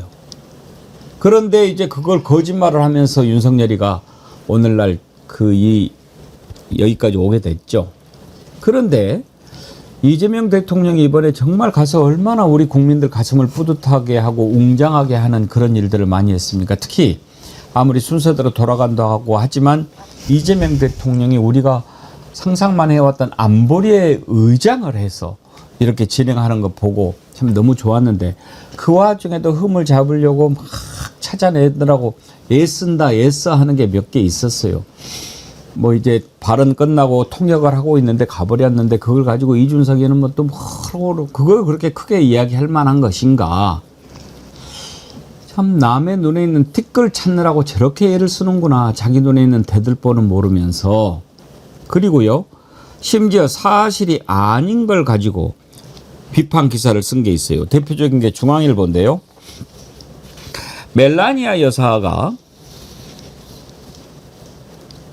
그 유엔 총회에 참석했는데 그 유엔 총회에 참석한 멜라니아 옆자리에 한국이라고 쓰여 있어요. 그랬는데 거기에 김혜경 여사가 안 앉았다. 이렇게 좋은 찬스를 놓치다니. 그러면서 멜라니아 옆 비어있던 한국 자리 좋은 외교 기회였는데 아쉬워. 이렇게 기사를 쓴 거예요. 개인적인 친분을 중시하는 트럼프 행정부에서 여사 외교를 시도해 볼 기회를 놓쳤다. 김 여사가 총회에 참석했다면 멜라니아 여사와 나란히 담소를 나누는 모습이 전 세계에 노출됐을 텐데 이런 기사를 쓴 거예요. 적어도 대통령과 대통령 부인과 관련된 기사를 쓸 때는 그냥 지가 생각해서 쓰면 안 되죠. 왜 저렇게 됐는지 대통령실에 한 번만 확인을 해보면 될 일이거든요. 그런데 지금 저것은 물리적으로 불가능한 주장이죠, 임세현 소장님. 맞습니다. 그 대통령 배우자가 뭐 행사를 할 때는 그냥 바로 그때그때 가서 갈 수 있는 게 아니에요. 앞뒤에 충분한 준비 시간이 필요하거든요. 근데 이 리셉션, 그러니까 멜라니아 여사 주최 리셉션이나 이런 거를 준비하기 위해서 저 자리에 안 간 것을 마치 외교 기회를 놓쳤다라고 이야기를 한 것은 앞뒤 맥락도 틀렸고 사실관계도 틀리고 이건 전화만 해봐서 순방 때 동석하는 공보 담당들 있거든요. 거기다가 통화만 하면 바로 나오는 겁니다. 이거는 상상의 영역이고 지금 이 기사를 쓰신 워싱턴에 계신 강태하 특파원 이분 저도 청와대에 있을 때 저희 기자였어요. 예, 저희 담당 기자였는데 이분이 보통 여사님 관련된 기사를 전문적으로 좀 쓰는 분입니다. 예, 그래서 지난번에도 이제 뭐 김정숙 여사님 관련한 여러 가지 오보들도 사실 좀 있었거든요. 그래서 딱 보니까 이분이 또 한 거더라고요. 그래서 좀 사실관계를 조금만 연락해보면 확인할 것을 한 것은 그냥 억까라고 하죠. 억지로 까고 먼저 보자. 저는 그런 속셈이라고 생각이 듭니다. 가서 충분히 김혜경 여사 외교 활동 잘 하고 오셨고.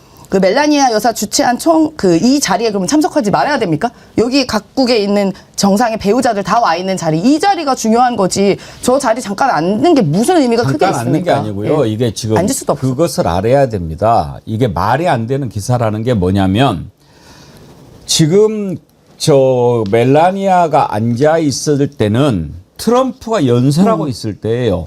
그러니까 각 그 나라의 배우자들이 앉는 의자가 있는데 여기가 멜라니아 자리고 그 옆에가 김혜경 여사 자리인데 트럼프가 연설하고 있을 때 멜라니아가 앉아 있었죠. 근데 트럼프 연설한 시각이 언제냐면 오전 10시 9분이에요. 이게요, 그 유엔 총회가 열리면은 딱 총회 1시간에 막 나와서 하는 게 아니고 모든 정상들이 돌아가면서 다 연설을 해요.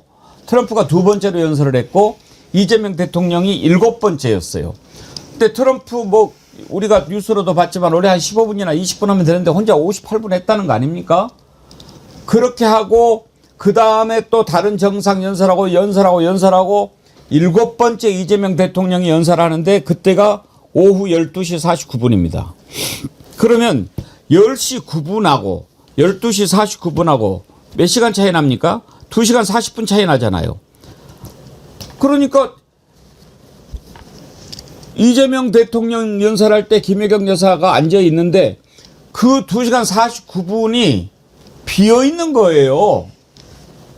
그러니까 그 자리 배치가 김혜경 여사, 멜라니아 여사 이렇게 있는데 그러면은 김혜경 여사 다른 일정 하나도 안 오고 멜라니아 앉아 있어 올 때까지 미리 3시간 전에 가서 앉아 있어 가지고 옆에서 인사를 해야 된다는 그런 얘기가 되잖아요. 맞습니다. 이게 기자의 능력은 사실 확인과 그 문제 제기하는 뭐 방향성 이런 건데 외교 관련 관례도 모르는 특파원이다. 사실 스스로 되게 부끄러운 줄 알아야 되고 그리고 관례를 몰랐다고 하더라도 기사를 쓰기 전에 말씀하신 것처럼 당국자한테 확인을 해보고 외교 관례를 확인해보면 될 일인데 그것조차 확인하지 않고 일단 내가 왔고 잡은 대로 무조건 써서 비난해야겠다라는 생각으로 작성된 걸로 보이고 사실 부끄러운 줄 알아야 됩니다. 스스로 기자로서 사실관계도 틀렸고 본인의 전문성조차 부족하다는 걸 드러낸 거기 때문에 여기에 대해서 부끄럽게 생각을 해야 되고 참 그렇게 생각을 합니다. 해외 대통령이 나가면 국가대표이잖아요. 국가대표가 뭐 나가서 한다고 하면 거기에 대해서 응원을 해주는 게 먼저고 만약 문제가 있다고 하면 거기에 대해서 우리 국익에 해가 되지 않는지는 확인한 다음에 사실관계를 정확히 파악해서 문제 제기를 하고 해야 되는데 매국노 모먼트라고 생각을 합니다. 무조건 나라가 망하건 아니면 뭐가 어떻게 되든 자기네가 비판할 건덕지만 있으면 무조건 하는데 전 대통령 지금 소위 말하는 빵에 계신 전 대통령이 입에 달고 살던 말이 있죠. 반국가 세력. 도대체 누가 반국가 세력입니까? 이런 분들이 저는 반국가 세력이라고 생각합니다. 이 분은 일단 워싱턴에 계시기 때문에 뉴욕의 그 순방에 따라간 기자들과 다른 분이에요. 예, 그러니까 청와대, 이 대통령실 출입 기자가 아니라 특파원이거든요. 그러면 이런 기사를 쓰려면 지금 순방에 따라간 출입 기자한테 전화만 해봐도 되는 거거든요. 왜냐하면 순방을 가면 여사님 일정이라든가 이런 게 미리 공보를 위해서 다 배포가 됩니다. 뭐 언제 뭘 만날 것이고 대략적인 일정이 배포가 되는데 그러면 시간상 지금 이 트럼프가 연설할 때 이 자리에 못 간다는 것은 뻔히 알 수가 있는 것이거든요. 이거는 알고 했는지 모르고 했는지 모르겠지만 일부러 소위 말하면 긁기 위해 여사님을 긁기 위해 만든 기사 저는 그렇게 딱 보여집니다. 네. 뭐 담당 기자는 그렇지 않았다고 하더라도 적어도 데스크는 악의가 있었겠죠. 데스크 입장에서 모를 리가 없었고 당연히 데스크는 확인하는 게 의무니까요. 그렇죠. 지금 제가 그 얘기 하려고 그래요. 중앙일보가 1인 매체가 아니지 않습니까? 특파원이 잘못 써서 보냈다 하더라도 일반적인 사람들의 일정이나 동선을 보도하는데도 팩트체크가 필요한데 대통령 행사 아닙니까? 그런데 이거 어떻게 된 거야? 이거 확인하고 써야죠. 그런데 중앙일보는 이걸 그대로 사진까지 해가지고 야 이거 멜라니아 옆에 분명히 한국이라고 써져 있는데 김혜경 여사 자리 비웠네. 그건 말이 안 되잖아요. 멜라니아는 트럼프가 연설할 때 앉아 있었어요. 그때가 10시 9분이라니까요. 근데 이재명 대통령은 12시 49분이에요. 오후고 시간상 말이 안 되는 거예요. 이건 뭐 그 전날하고도 마찬가지인 거죠. 그런데 그걸 가지고 기회를 놓쳤다. 물론 중앙일보가 나중에 정정 보도를 하기는 했어요. 이거 정정 보도하면 끝납니까? 떠난 바람님. 중앙일보가 언론이면 우리 집 화장실 두루마리 휴지는 8만 대장경이다. 저 바로 잡습니다라고 했는데 그걸 확인을 해야 되죠. 더군다나 절에서 제가 악의적이라고 이야기하는 거예요. 대통령 일정이고 그런데 그런 것을 보도를 확인도 안 하고 그렇게 하는 이유가 뭡니까? 그러니까 긁기 위해서죠. 그러니까 김혜경 여사님의 단점을 최대한 부각시켜서 안 좋은 여론을 만들기 위함이고요. 전례도 있었습니다. 예전에도 뭐 김정숙 여사님이 순방 갔었을 때 문재인 대통령보다 몇 발짝 앞서서 걸은 적이 있어요. 근데 상황상 좀 이렇게 따라가다 보면 그럴 때가 있거든요. 물론 그래서도 조심해야 되는 건 맞지만, 근데 그 보도 딱 그 한 장면만 딱 찍고 뭐 대통령 앞서가는 김정숙 뭐 무례하다 이런 식으로 또 언론이 또 뽑습니다. 근데 지금 김혜경 여사님 같은 경우는 소위 말하면 너무너무 영부인으로서의 역할을 잘하고 계시고 순방에서도 그 외교력을 잘 발휘하고 있기 때문에 소위 말하면 긁을 수 있는 건덕지가 없는 거예요. 그러니까 딱 사진 보더니 멜라니아 옆에 한국 있는데 안 했네? 딱 그냥 이 소위 말 왁구라는 것을 잡아서 비판하기 위한, 제가 말씀드린 것처럼 억가를 위한 기사다. 저는 그렇게 생각되고, 오히려 국익을 조금이라도 생각한다면 김혜경 여사님이 당시에 우리 동포들을 갑자기 차에 내려서 한 분 한 분씩 이렇게 안아주시면서 그 따뜻하게 대했던 거라던가, 아니면 또 뉴욕 팰리스 호텔에서 멜라니아 여사가 그 주최한 리셉션에 참가해서 각국 정상들과 외교를 하고 우애를 다진 것, 이런 것에 좀 초점을 맞춰서 써줬으면 그게 더 국익에 도움되지 않겠습니까? 앞으로 이런 기사는 까기 위한 기사는 좀 지양이 돼야 됩니다. 그리고 이제 저렇게 말도 안 되는 오보를 내잖아요. 그러면 이제 그 한참 가요. 그럼 또 그걸 보고 또 막 펌프질을 해야 돼요. 천하람 개혁신당 원내대표가 방송에 나와서 또 그런 얘기를 했어요. 이런 거 되게 국민들 입장에서는 아쉬운 부분이 있잖아요. 뭐 이런 거 흘려보내면 안 되고. 이런 식으로 이제 또 막 올려놓고 그리고 이제 또 넘어가고 이렇게 되는 거예요.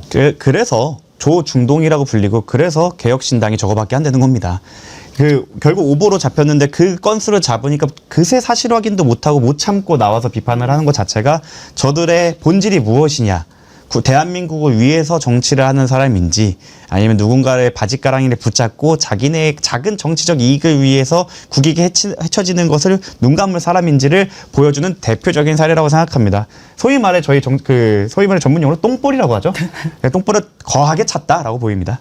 언론의 오보가 그래서 위험한 거예요. 맞습니다. 그래서 한번 저렇게 딱 프레임을 잡아버리면 김혜경 여사가 마치 외교의 공간을 활약하지 못한 그냥 무능한 여사님처럼 보여지게 되는 거잖아요. 그리고 저런 이 보도를 본 천하람 의원 같은 사람은 나 기사 보고 있다라고 또 기사 뒤에 숨어버립니다. 저렇게 다 내질러 놓고서.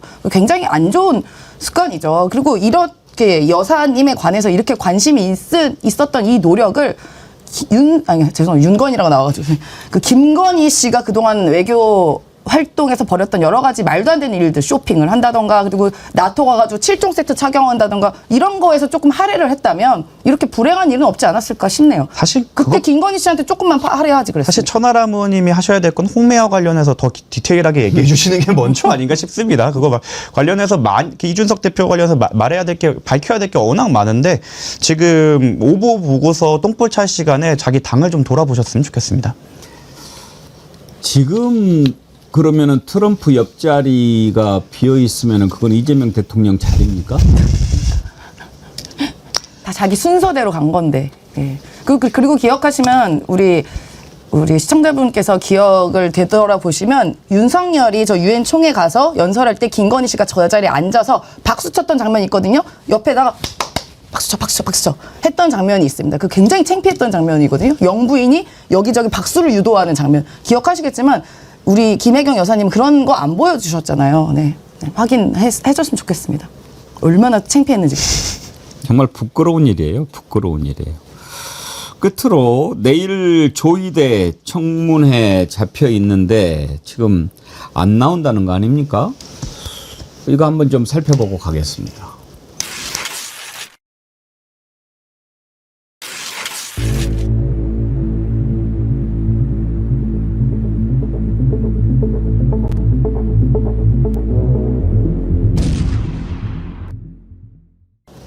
조의대가 청문회 나 안 나간다라고 하면서 불출석 사유서를 제출을 했다고 합니다. 지난번 5월에도 한번 나오라고 그랬는데 안 나왔지요. 그때도 불출석 사유서를 냈는데 거의 복부 수준이라고 하더라고요. 저는 참 이게 참담한 게 사실 판사는 글로 말하는 직업입니다. 그렇고 입법부 국민의 대표들이 거기에 대해서 요청을 했으면 거기에 대해서는 소상히 밝히는 게 당연한 예의고 기본이라고 생각을 하는데 복붙을 했다는 것 자체가 예의가 없는 행위고 사법부의 독립을 이유로 삼는데 사법부의 독립은 수단이지 목표가 아닙니다. 사법부의 독립을 보장하려고 하는 이유는 사실 국민의 인권 보장과 절차적 보장을 위해서 그런데 제가 누누이 말씀드리지만 박정훈 대령님께서 그 위법한 보직해임을 당했을 때 저희가 행정법원에다가 이 보직해임을 취소해달라고 소송을 제기했을 때 우리나라 민간법원, 수원지방법원은 2년 동안 재판을 잡아주지도 않았습니다. 그때 정권 눈치를 봐놓고 이제 와서 독립을 요구하는 것 자체가 어불성설이죠. 인권을 보장하라고 독립을 해주는 건데 그때 당시에는 그때 사법부는 뭘 했습니까? 오히려 전화 많이 받고 외압을 받았던 군사법원이 똑바로 된 재판을 했죠. 민간법원, 조의대 아래에 있던 민간법원은 오히려 거기에 부역해서 저희의 요청을 아예 그냥 간과하고 쳐다보지도 않았습니다. 그런데 이제 와서 사법 독립이라고요? 그리고 지금 이 문제가 된 것 자체가 사실 본인들이 스스로 정치 현장에 뛰어들었기 때문입니다. 가만히 그냥 재판을 하고 있는데 전민당이나 행정부에서 문제 제기를 한 게 아니지 않습니까? 본인들이 먼저 그 정치의 한 명의 플레이어로서 마치 검찰처럼 이렇게 행위를 해놓고 거기에 대해서 책임을 안 진다는 건데 법원의 독립은 누누이 말씀드리지만 수단이지 목표가 아닙니다. 이거를 핑계로 하는 것은 저는 비겁하다고 생각하고 한나라의 대법원장이라면 그 자신의 논리가 맞다고 생각하면 복붙 의견서를 낼 게 아니라 모두를 설득할 수 있는 글을 써내는 그것이 기본이다라고 생각을 합니다. 그리고 조의대 대법원장이 불출석 이유서를 냈어요. 사유서가 아니라. 이유서, 본인만 이유서를 냈거든요. 다른 분들은 다 사유서를 냈는데 이게 차이가 있습니다. 사유서는 사건 행위의 경위와 원인을 보고를 해야 되는 게 사유서고요. 이유는 주장 결정의 논리를 내가 제시하는 겁니다. 그러니까 즉, 이 조의대는 내가 보고할 이유는 없다. 이것도 굉장히 오만한 태도로입니다. 이유서를 냈다는 것 자체가 굉장히 오만한 것이고요. 저는 계속 우리가 지적을 하지 않을 수가 없는 게 계속 사법 독립을 외치면서 그게 마치 어느 순간에도 뭐든 다 사용할 수 있는 치트키인 것처럼 모든 근거를 다 이게 사법 독립 이렇게 외치고 있는데 사법권 독립은 헌법상에는 없습니다. 자꾸 독립을 이야기하는 건 이 3권이 분립이 되어 있고 서로 견제와 균형을 해라라고 작성을 하는 거지만 사법권의 독립은 헌법상에 없고요. 각 판사들이 재판을 하는데 이런 독립을 허용하는 거지 이 사법권 독립을 그래서 더 이상 외칠 수가 없는 것입니다. 그리고 그러면 이 판사들이 재판을 하는데 독립을 허용해야 하는데도 불구하고 조의대가 한 일은 판사들의 재판 독립을 오히려 침해를 한 것입니다. 예, 대법원 내규에 보통은 사건이 오면 소부에 우선을 배당하게 되어 있는데 법조문에는 웬만하면 이 우선이라는 조건이 붙지 않는다고 해요. 그런데 엄청나게 이게 중요한 조건이기 때문에 우선 배당을 그 조건이 붙는 건데 그 당시의 사건의 경우에 이재명 대통령 파기환송 같은 경우에는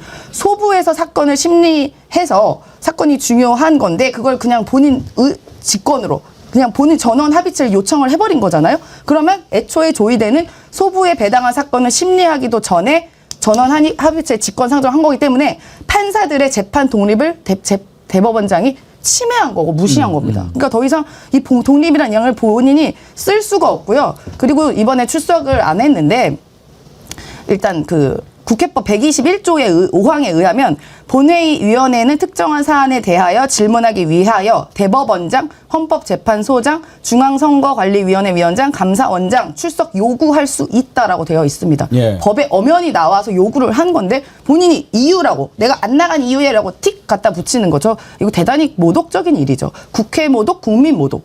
네, 상당히 이거는 그것도 이제 복붙해서 붙였다는 거 아니에요? 이유서를 내는 것 자체도. 이유서도 모독적인 일을 한 건데 복붙다는 것은 그만큼 국민 위에 군림하고 있다. 나는 건들지 마라. 나는 초법적인 권력이다라고 스스로 이야기를 한 거라고밖에 판단이 안 됩니다. 제가 김규현 변호사랑 좀 자주 말씀드리는 게 있는데 그 한 3, 4년 전에 독립을 요구하면서 정치에서 독립을 시켜주고 우리 건들지 않다면 우리는 살아있는 권력까지 칠 수 있는 그런 조직이다라고 했던 조직이 하나 있었죠. 그게 바로 검찰이었고 그 결과는 윤석열 정권이었고 그 말로는 윤석열이 지금 현재입니다.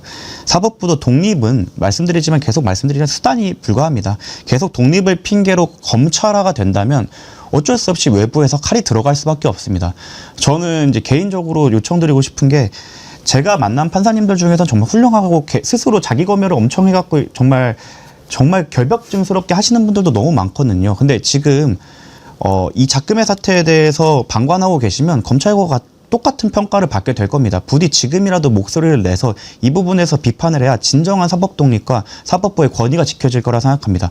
외부에서 공격이 들어올 때 그거를 뭉쳐서 방어한다라는 생각을 하지 마시고 이 사법부 수장인 조희대 대법원장의 정치 개입 그리고 부적절한 행위 그리고 의심스러운 행동에 대해서 꼭 내부에서 목소리를 많이 내주셨으면 좋겠습니다. 그래야 다시 사법부의 권위가 생기고 재판에 진정한 독립이 세워질 거라고 생각합니다. 부디 요청드리겠습니다.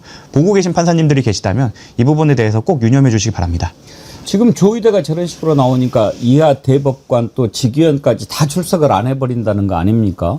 그렇게 되면 내일 청문회를 할 수 있을까요? 그러니까 뭐 오신다는 분에 한해서만 청문회가 되는데 사실상 제일 중요한 핵심 인물인 조희대 대법원장, 지기현 재판장 그리고 당시에 그 오경미 대법관 이분이 원래 소위가 배당이 저분한테 된 거잖아요. 그러니까 이런 부분에서 다 질문이 핵심적으로 들어가야 되는데 죄다 불출석하면 뭐 허공에다가 우리가 물어볼 수 있는 거 아니잖아요.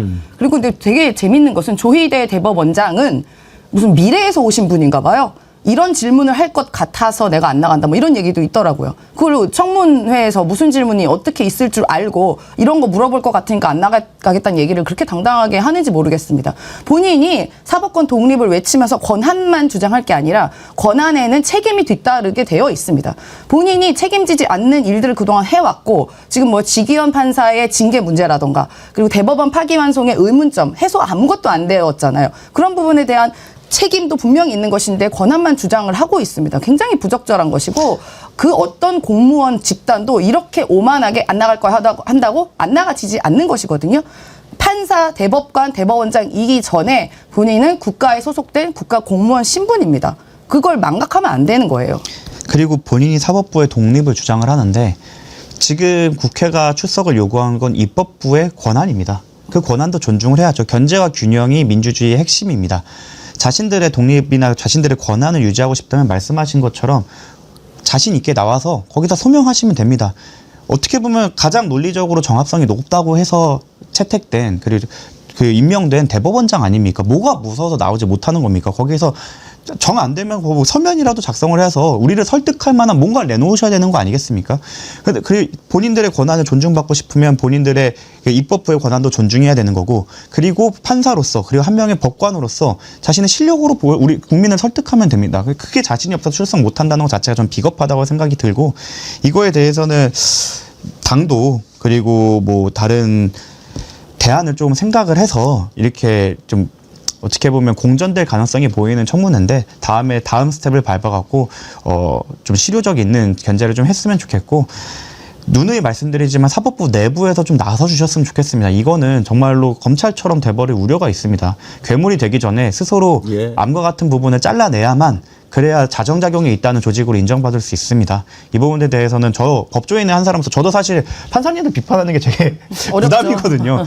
하지만 저는 사법부가 잘 자정을 할 수 있을 거다. 일부 자정을 할 수 있을 거다. 그리고 국민들의 소리에 기울일 거라는 생각으로 계속 고언을 드립니다. 제발 스스로 어느 정도의 액션을 보여주셔야 된다고 생각합니다. 검찰이 왜 사라지게 됐습니까?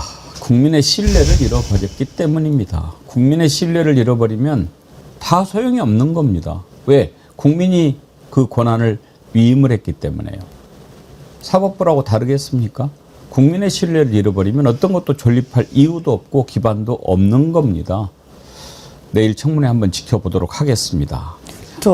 하나 광고를 드리면요. 예. 지금 저런 조희대 대법원장의 이런 만행들에 우리 시민들이 많이 분노하고 계십니다. 그래서 조희대 탄핵 청원이 예. 10만 가까이 지금 청원을 하고 있습니다. 그 관련해서 시민분들도 조희대 탄핵에 찬성하시는 분들은 이런 청원도 적극적으로 네. 행동해 주시면 고맙겠습니다. 조희대 탄핵 청원 지금 이루어지고 있으니까요. 여러분들 많이 참여하는 것도 좋은 방법이 될 것 같습니다. 자, 오늘 백운계 정치 1번지 여기까지 하지요. 임세은 대변인님 그리고 정무승 변호사님 수고하셨습니다. 네, 감사합니다. 감사합니다. 지난번에 국힘의 김정재로 밝혀졌지요. 영남 지역 초대형 산불 피해 지원 특별법을 표결을 하는데 국힘 의석에서 그런 소리가 들렸어요. 호남에서는 산불 안 나나? 그게 무슨 말입니까? 그래 놓고 김정재 한다는 말이 사투리라 그랬다. 그러면 경상도 분들은 그 말을 어떻게 해석하는지 참 궁금합니다. 어떻게 그럴 수가 있지요? 말이 아닌 소리를 했으면 그걸 사과하고 다시는 하지 않겠다. 이렇게 해도 용서가 안 될 텐데 그걸 두고 또 경상도 사투리 탓을 한다. 국힘당이 이번이 처음이 아닙니다. 그전에는 어땠습니까? 송원석 정천회 대표가 연설할 때 만약에 노상훈 수첩대로 실행이 됐으면 이재명 대통령도 나 정청래도 이 세상 사람이 아니었을 거다라고 얘기하는데 제발 그리 됐으면 좋았을 건데 이렇게 얘기했던 자 아닙니까? 또 그 앞에 유상범이 웃으면서 나가는 모습 우리가 지켜봤죠. 그 다음에 어땠습니까? 곽규택 박지원 의원에게 사모님은 뭐 하세요? 그렇게 얘기했었죠. 그랬다가 돌아가셨어요. 그렇게 이야기하니까 그렇죠. 그러면 안 되는 거예요. 이따 얘기를 했던 자들이 그걸 국회의원이라고 하는 것도 문제고 이런 자들은 인간이기를 포기한 거 아니겠습니까? 그런데 그날 김정재가 그 얘기를 했던 날 누구보다도 가장 먼저 이분이 누군지 그 범인을 알았을 것 같아요. 소리로 보는 국회의원 민주당의 서미화 의원 모십니다. 들어오십시오. 토요일 날 국회에서는 박지원 의원이 손을 잡아주시던데 오늘은 선임 비서관이 같이 오신 거죠? 예. 네. 어서 오세요. 반갑습니다. 네. 오랜만에 안녕하세요. 뵙는데요. 네. 예. 반갑습니다. 오랜만에 뵙습니다. 국회의원 서미화. 네. 저는 서미화 의원님 뵈면 그게 생각나요. 이재명 대통령 당선되셔가지고 처음 국회 왔을 때 서미화 그렇게 소리 질렀죠. 네, 그러셨죠. 우리 이재명 대통령님이 대통령 되시기 전에도 국회에서 항상 제가 안 보이기 때문에 예. 이렇게 뵐 때마다 이재명입니다 이렇게 인사해 주시고 서미화 의원님하고 인사하시고 그러셨어요. 배려죠. 네네. 예. 그 서미화 의원님은 소리로 본다 그런 표현을 많이 쓰시잖아요. 네. 그날 호남에서는 불 안 나나 이런 말도 안 되는 얘기를 했을 때 누군지 혹시 금방 알아보셨어요? 전 바로 알았죠. 아, 네. 김정재라는 거를? 네네. 그분은 포항의 지역구시잖아요. 예. 근데도 굉장히 그 표준말을 쓰시려고 노력을 많이 하세요. 예. 서울 분같이. 예. 근데 어투에 경상도투가 있어요.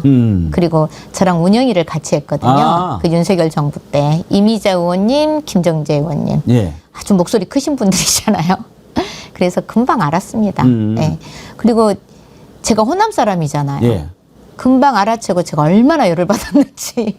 그러면은 그때 네. 바로 야 김정재 이렇게 혼을 내시지 왜 자수하라고 그러셨어요? 그때 소리가 막 시끌시끌 해가지고 막 끝나는 그 과정에서 막 한 거라서 이제 나가고 들어가고 하는 그런 과정이었거든요. 근데 처음에는 정말 이 사람이면 이런 말을 해도 되나? 기를 진짜 의심할 정도의 발언이잖아요. 그래서 이거는 국회의원의 자격을 운운할 문제가 아니라 정말 사람이면 그런 말 하면 안 되죠. 노매 나라 사람도 그렇게 말 안 하잖아요. 진짜. 네. 근데요, 김정재가 이제 아직 사과 안 했죠? 사과 안 하고 뭐 인터뷰 보니까 또 변명을 했더라고요. 예. 무슨 그 변명을 네네. 한 거를 보면은요. 산불은 영호남을 가리지 않고 날 수 있기에 찬성표를 던져달라는 의미였다.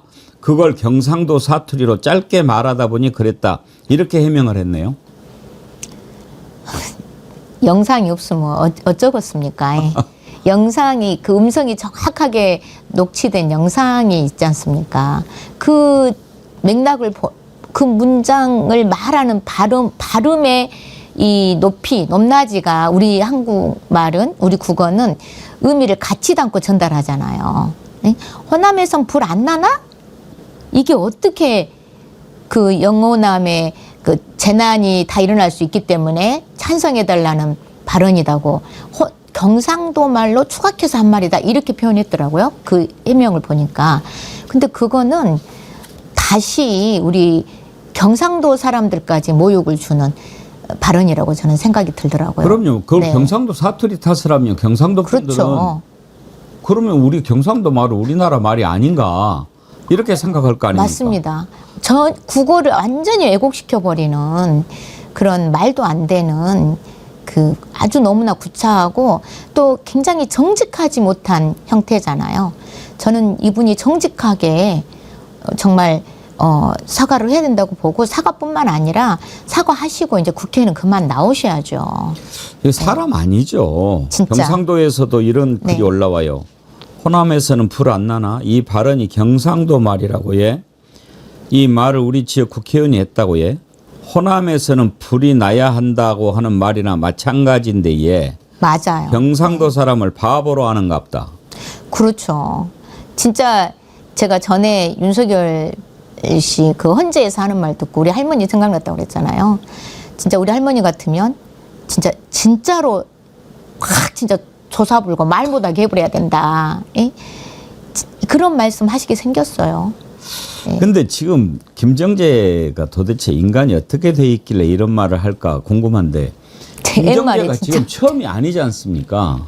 송원석 네. 그 얘기했죠. 맞습니다. 네. 박규택 박지원 의원한테 사모님 돌아가셨다고 하는데도 그 짓을 했죠. 그 시리즈를 한번 우리가 잠깐 보고 갈까요? 그렇죠. 네. 정책이 현실로 성공했더라면 이재명 대통령도 저 정청래도 이 세상 사람이 아니었을 것입니다. 불비의 객이었을 것입니다. 국민 여러분은 노상훈 수첩을 잊지 말고 똑똑히 기억해야 할 것입니다. 대단히 미안하지만은 그 간사하지 마세요. 같은 동료 의원으로서 얘기하는데 하지 마세요. 하지 마세요.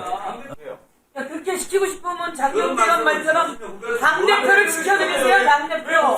시키지 마세요. 하지 마시고. 그 망신당하고 이거 해서 뭐예요? 그러니까 지금 남편이 법원장이니까 아내가 법사위 간사해서 되느냐? 남편까지 욕먹이고 있잖아요. 사모님은 뭐 하세요 지금? 돌아가셨어요. 그렇죠. 그런 말씀 하시면 안 되는 거예요. 예의 좀 지켜요. 너무 무례합니다. 너무 무례한 거 아니에요? 박 의원님 너무 무례해요. 박균택 실수했어. 박균택 완전히 실수했어. 예의 좀 지키시라고요. 할 말들이 따로 있지. 저러니까 자기 형님한테도 얘기하고. 제가 여쭤본 거예요. 그러니까 법사위 의원한테 남편 이야기가 왜 나와요? 박균택! 너무 무례해! 박균택! 소리 지르지 마세요. 인간 좀 되라, 인간 좀! 남편 이야기 누가 먼저 했어요? 인간이 되라고! 사람이 되라! 사과부터 하세요, 사과부터! 왜 사과합니까? 사람이 돼! 남편 이야기 누가 먼저 했어요? 아니, 남편이 왜 가서 못하겠습니까, 그러면? 이 당국이 잘못하냐고! 이거 자리가 잘못했죠? 법사위원을 가족을 왜 물어봐요? 이렇게 물어보면 잘못된 거예요! 이 당에 물어봐! 경북, 경남, 울산 초대형 산불 피해 구제 및 지원 등에 관한을 위한 특별법안 대안을 의결하도록 하겠습니다. 투표해 주시기 바랍니다.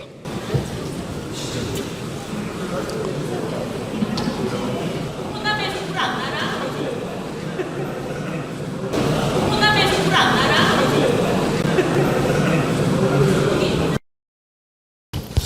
호남에서는 불 안 나나? 저 말을 처음 들었을 때 서미화 의원님 어떤 생각 드셨어요? 정말 뭐랄까 이건 진짜 이건 국회의원이 발언이라고는 진짜 생각할 수도 없고, 얼른 생각나는 건 진짜 우리 옛말이 하나도 틀린 것이 없네. 짐승만 또 못하다는 말이 있잖아요. 이게 국민을 대표하는 이 국회에서 이거 국회의원 자격을 운운할 이런 상황이 아니다. 진짜 이거는 사람이 할 소리가 아니다. 아까 우리 박균택 민주당 의원님께서 박균택 의원님 발언 뒤에 사람이 되라, 인간이 되라 막 하셨잖아요. 정말 저도 딱 그 심정이에요. 사람 같으면 이런 말 하면 안 됩니다. 저 김정재 의원 어떻게 해야 된다고 생각하십니까? 제명해야죠. 제명해야 된다. 예. 그 국민들이 보기에도 저는 같은 마음이라고 생각이 들고요. 아까 우리 앵커님이 읽어주신 것처럼 이건 지역을 떠나서 어떻게 그 호남에 불이 나야 좀 속이 시원하겠다? 이 말이잖아요. 부울경만 왜 불이 나지? 호남에도 불 나야지. 이 말이거든요. 세상에 어떻게 국회의원이 국회의원으로서 본회의장에 앉아가지고 이런 말 하면 안 되죠. 제명해야죠. 네. 어쩌다가 국힘이 이렇게 됐을까? 저는 참 그게 궁금하거든요. 사람이기를 포기한 집단 같지 않습니까? 왜 이렇게 된 것 같습니까? 이분이 김정재 의원이요. 무안공항 사건 났을 때 그 김미애 의원이랑 굉장히 빨리 내려왔어요. 무안공항에. 그래가지고 그 유가족들 앞에서 막 같이 막 손잡고 막 울고 뭐 봉사하고 막 이런 일을 했거든요. 그때는 좀 대부분 우리 피해자들이 호남 사람들이셨거든요. 그때는 좀 그래도 정상적이잖아요. 그렇게 해야죠. 그랬는데 윤석열 파면 되고 완전히 극우화되면서 이런 극단적 상황으로 국힘당 의원들이 치닫고 있는 것이 아닌가 싶습니다. 지금 뭐 아까 말씀하셨듯이 김정재 의원뿐만 아니라 박규택, 송원석, 또 나경원 의원도 마찬가지죠. 초선 의원들한테 뭐 아무것도 모르면서 가만히 있으라 막 이런 말 했잖아요. 근데 이런 것들이 이성을 굉장히 잃어버린 보통의 시민의 눈높이에도 전혀 맞지 않고 인간의 근본에서도 벗어난 정말 사람의 탈을 쓰고 이런 말 할 수 있을까? 이런 의구심을 들게 하는 발언이 연속되고 있거든요. 이거는 극우화되면서 국민의힘의 의원들이 이성을 잃고 또 국회의원으로서 국민의 대의 정치를 해야 되는 상징성을 갖고 있는 국회의원이라는 그런 것도 다 망각한 그런 상황으로 저는 보입니다. 정말 우리가 있어서는 안 되는 당이라고 생각이 들어요. 좀 이따 윤석열도 한번 다뤄볼 텐데 윤석열이 법정에 나와서 했던 얘기도 저건 정상인인가 그런 생각할 때가 많아요. 아니 무슨 뭐 구치소 생활이 힘드니까 지금 풀어달라고 하는 얘기 아니에요. 네, 보석 신청해가지고 아니 서바이벌이 힘들다. 아니 지금 구치소에서 윤석열 씨는 완전히 특혜를 입었거든요. 남들은 1.8평에 4명, 5명 있어요. 그래도 전 대통령이라고 대우를 해준 것이 큰 방 주고 또 여름내 더운 날 계속 적견에서 에어컨 빵빵 나오는 적견실에 있었다는 거 전 국민이 다 아는 사실이잖아요.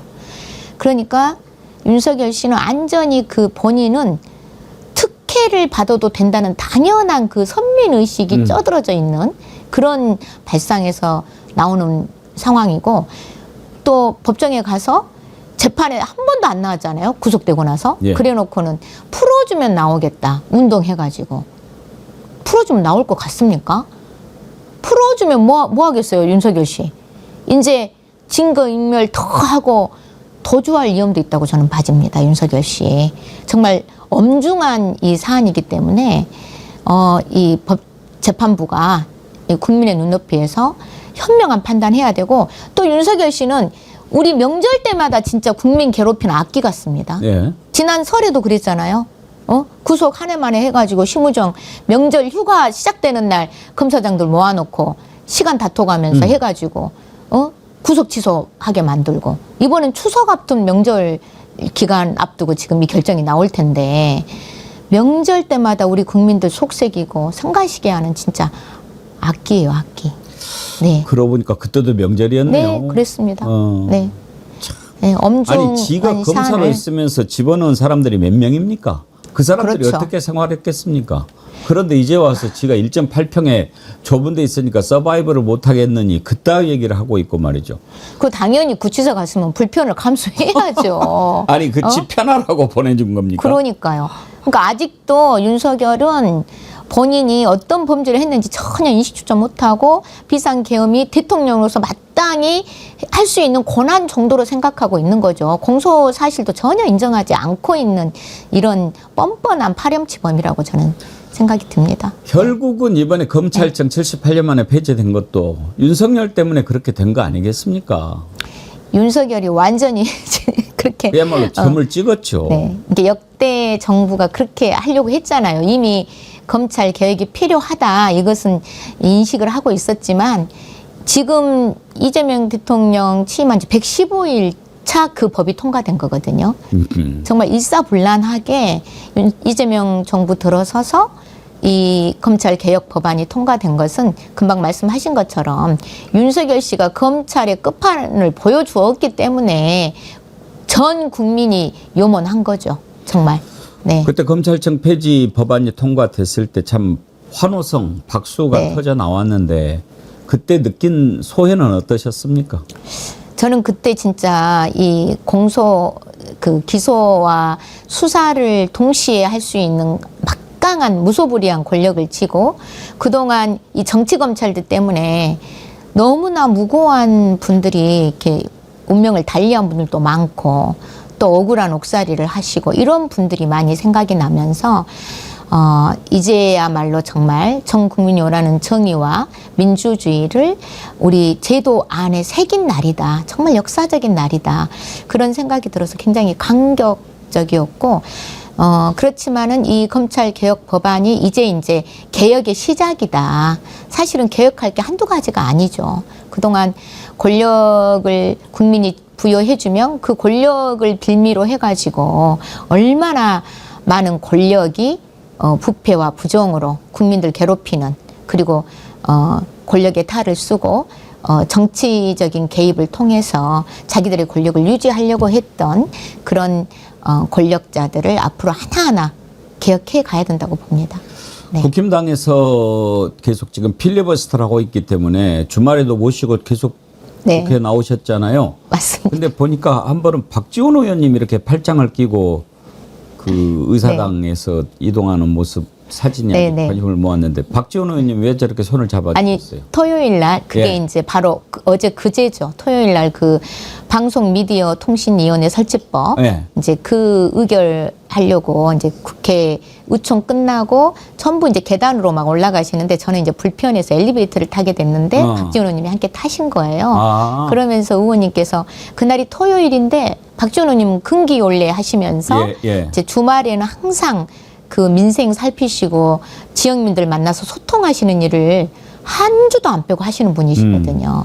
근데 그 전날도 밤늦게 안도 내려가셨다가 토요일 날 또 일찍 올라오셨다고 하시더라고요. 그래서 국민의힘 때문에 성가셔 죽겠다고 하시길래 나도 주말마다 나도 집에 내려가서 주말에만 내려갈 수가 있잖아요. 근데 국민의힘 때문에 주말마다 거의 못 내려간 주말이 너무 많아서 정말 미쳐불겠다고 같이 얘기하면서 국민의힘 정말 이렇게 사람을 괴롭히고 국민들 괴롭히고 이런 당 있어야 쓸까? 이런 말을 좀 같이 나눴던 사진일 의원님도 겁니다. 필리버스터 하셨나요? 저는 필리버스터는 안 했고요. 이제 같이 이제 시청을 해야 되잖아요. 근데 이제 당번제로 지금 돌아가고 있는데 우리는 오늘 제가 또 당번입니다. 복지위원회가. 근데 사실 국민의힘 당은 필버 하는 의원님만 앞에 나와서 말씀하고 계시고 자리가 다 비어 있어요. 하는 사람이 없어요. 없습니다. 너 혼자 가서 네. 죽어라 하고 심지어 부의장도 도망가 버렸어요. 그러니까 부의장도 조영 사이 안 의장은. 보고 예. 아니 그래놓고 우리한테 산불 안 나나 그 말 갖고 문제 제기하고 사과하라고 하니까 정쟁한다고 난리고 자기들이 안 해도 되는 진짜 국회가 열린 이래 정부 조직법 개편안 가지고 필부하는 데는 역사적으로 처음이고요. 민생 법안을 필부하겠다고 또 협박하고 있거든요. 근데 민생 법안들은 상임위에서 전부 국힘당, 우리 민주당 또 다른 야당들하고 전부 협의해갖고 합의한 법안들이에요. 근데 그런 법안들도 필부하겠다고 협박하면서 정쟁으로 지금 치닫고 있는 것이 국힘당이거든요. 지금 주말마다 집회를 하잖아요. 국힘당이. 그렇죠. 네. 장외 집회를 하는데 저거 오래 가겠습니까? 아이고 국민들이 동의하지 않는데 어떻게 오래 가겠습니까? 진짜 쇼죠 쇼. 또 거기 나가서 지도부들이 하는 말들 들어보셨죠? 완전히 반헌법적인 국기문란 수준 얘기를 하고 있습니다 지금. 그래서 저 네. 당을 어떻게 해야 되는가. 정말 위원정당 해산 뭐 이런 얘기까지 나오는데 저는 위원정당을 넘어서 사람이 아닌 집단인데 저걸 어떻게 상대를 해야 되는가 참 한번 진지하게 생각을 해봐야 되겠다 싶어요. 제가 제가 할 수 있는 권한이 있으면 진작 분해 해체해버렸을 것 같아. 정신 차리라고. 근데 이제 정당법 위반 부분들을 지금 특검에서 통일교 관련이라든지 보고 있기 때문에 국민의힘당의 지금 형태도 완전히 국기문란 범죄 행위를 지금 하고 있다고 보여지고 국민들이 전혀 동의할 수 없는 그런 극단적인 발언들을 하면서 구구 세력들을 좀 직결시키는 그런 형태가 아닌가 싶습니다. 저런 거를 네. 빨리빨리 정리를 안 하니까 그냥 이런저런 움직임들이 사라지질 않는 것 같아요. 지금 내일 조희대 직위원도 청문회가 잡혀 있는데 다 안 나온다고 그러는 거 아닙니까? 그러니까요. 조희대 정말 이 사법 구테타 일으킨 자죠. 자기가 당당하면 나와서 해명을 해야죠. 대선 개입하고 사법부 완전히 신뢰 다 깨뜨리고 자기가 당연히 국민 앞에 의혹을 해명해야 될 책임이 있고 또 조희대 뭐 대법원 원장은 공무원 아닙니까? 왜 청문회 대상이 안 됩니까? 당연히 청문회 할 수 있죠. 진짜 우리 공무원들 이 댓글 하나 좋아야만 눌러도 처벌받는 게 지금 정치적 중립 문제로 우리 법들인데 조희대 씨는 그렇게 희대의 거의 사기극을 벌리고 사법부의 신뢰를 완전히 망가뜨려서 우리 국가의 근본인 정의를 완전히 흐려버린 사법부를 개혁이 정말 필요하다. 이것을 전 국민한테 알게 해준 당사자 아닙니까? 당연히 나와야 되는데 지금 안 나오겠다고 불출석 의견서 내고 그러고 있는데 우리 이럴수록 사법부의 개혁은 더 가까워질 수밖에 없다고 저는 보고요. 많은 시간이 절차적 시간 또 여러 가지 검증, 조사 이런 시간들이 걸리겠지만 우리 백운기 TV를 시청하시는 우리 국민들께서 함께 말씀해 주시고 목소리 내주시고 하면 결국 국힘당이나 사법부나 다 개혁되고 문제가 해결될 수 있도록 우리 이재명 정부와 더불어민주당이 진짜 힘을 다 하겠다는 말씀 드립니다. 예. 네. 내란 전담재판부 설치 네. 지금 당 입장은 어떻게 정해져 있습니까? 당에서 지금 토론하고 수기 과정에 있는데요. 지금 재판부에 윤석열 재판을 하고 있는 자가 누굽니까? 지기현 판사잖아요. 예. 예. 정말 구속 취소, 완전히 위헌적 행위를 했던 사람이 판사라고 지금 내란 재판부 윤석열 재판을 하고 있으면서 나오지도 않는데도 전혀 사법부에서 재판부에서 윤석열을 어떻게 하지도 않고 있는데 저는 반드시 내란 전담 재판부 필요하다고 보고요. 그래야 제대로 윤석열 재판하고 처벌할 수 있다고 봅니다. 그리고 내란에 관련자들도 마찬가지고 그래서 지금 논의 중이지만 반드시 내란 특별재판부 내란 특별재판부라고도 하고 내란 전담재판부죠 사실은. 예. 내란을 전담하는 재판부를 만들어서 내란 혐의자들에 대한 명확한 심판을 통해서 다시는 이런 일이 일어나지 않아야 되잖아요. 그것은 처벌을 명확하게 해야 이런 일이 안 일어날 거 아니에요.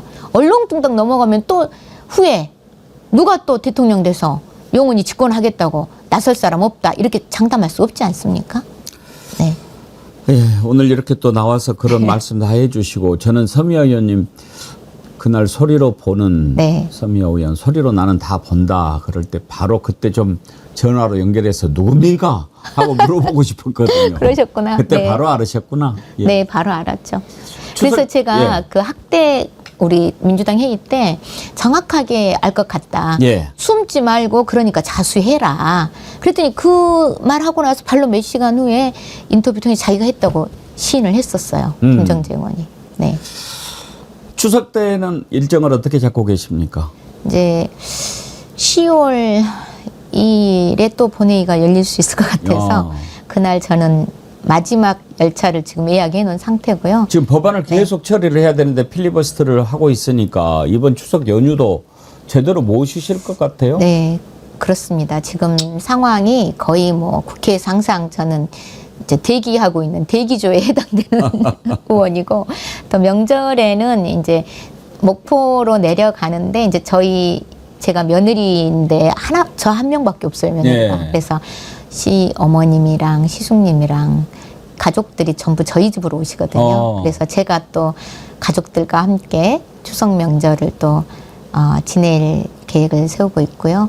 또 그 주변에 지역민들이 굉장히 저를 많이 기다리고 보고 싶어 하신 분들이 보고 싶어 많아가지고 하죠. 예. 네, 바쁠 것 같습니다. 추석 명절 잘 그래도 보내시고 또 한번 뵙기를 원합니다.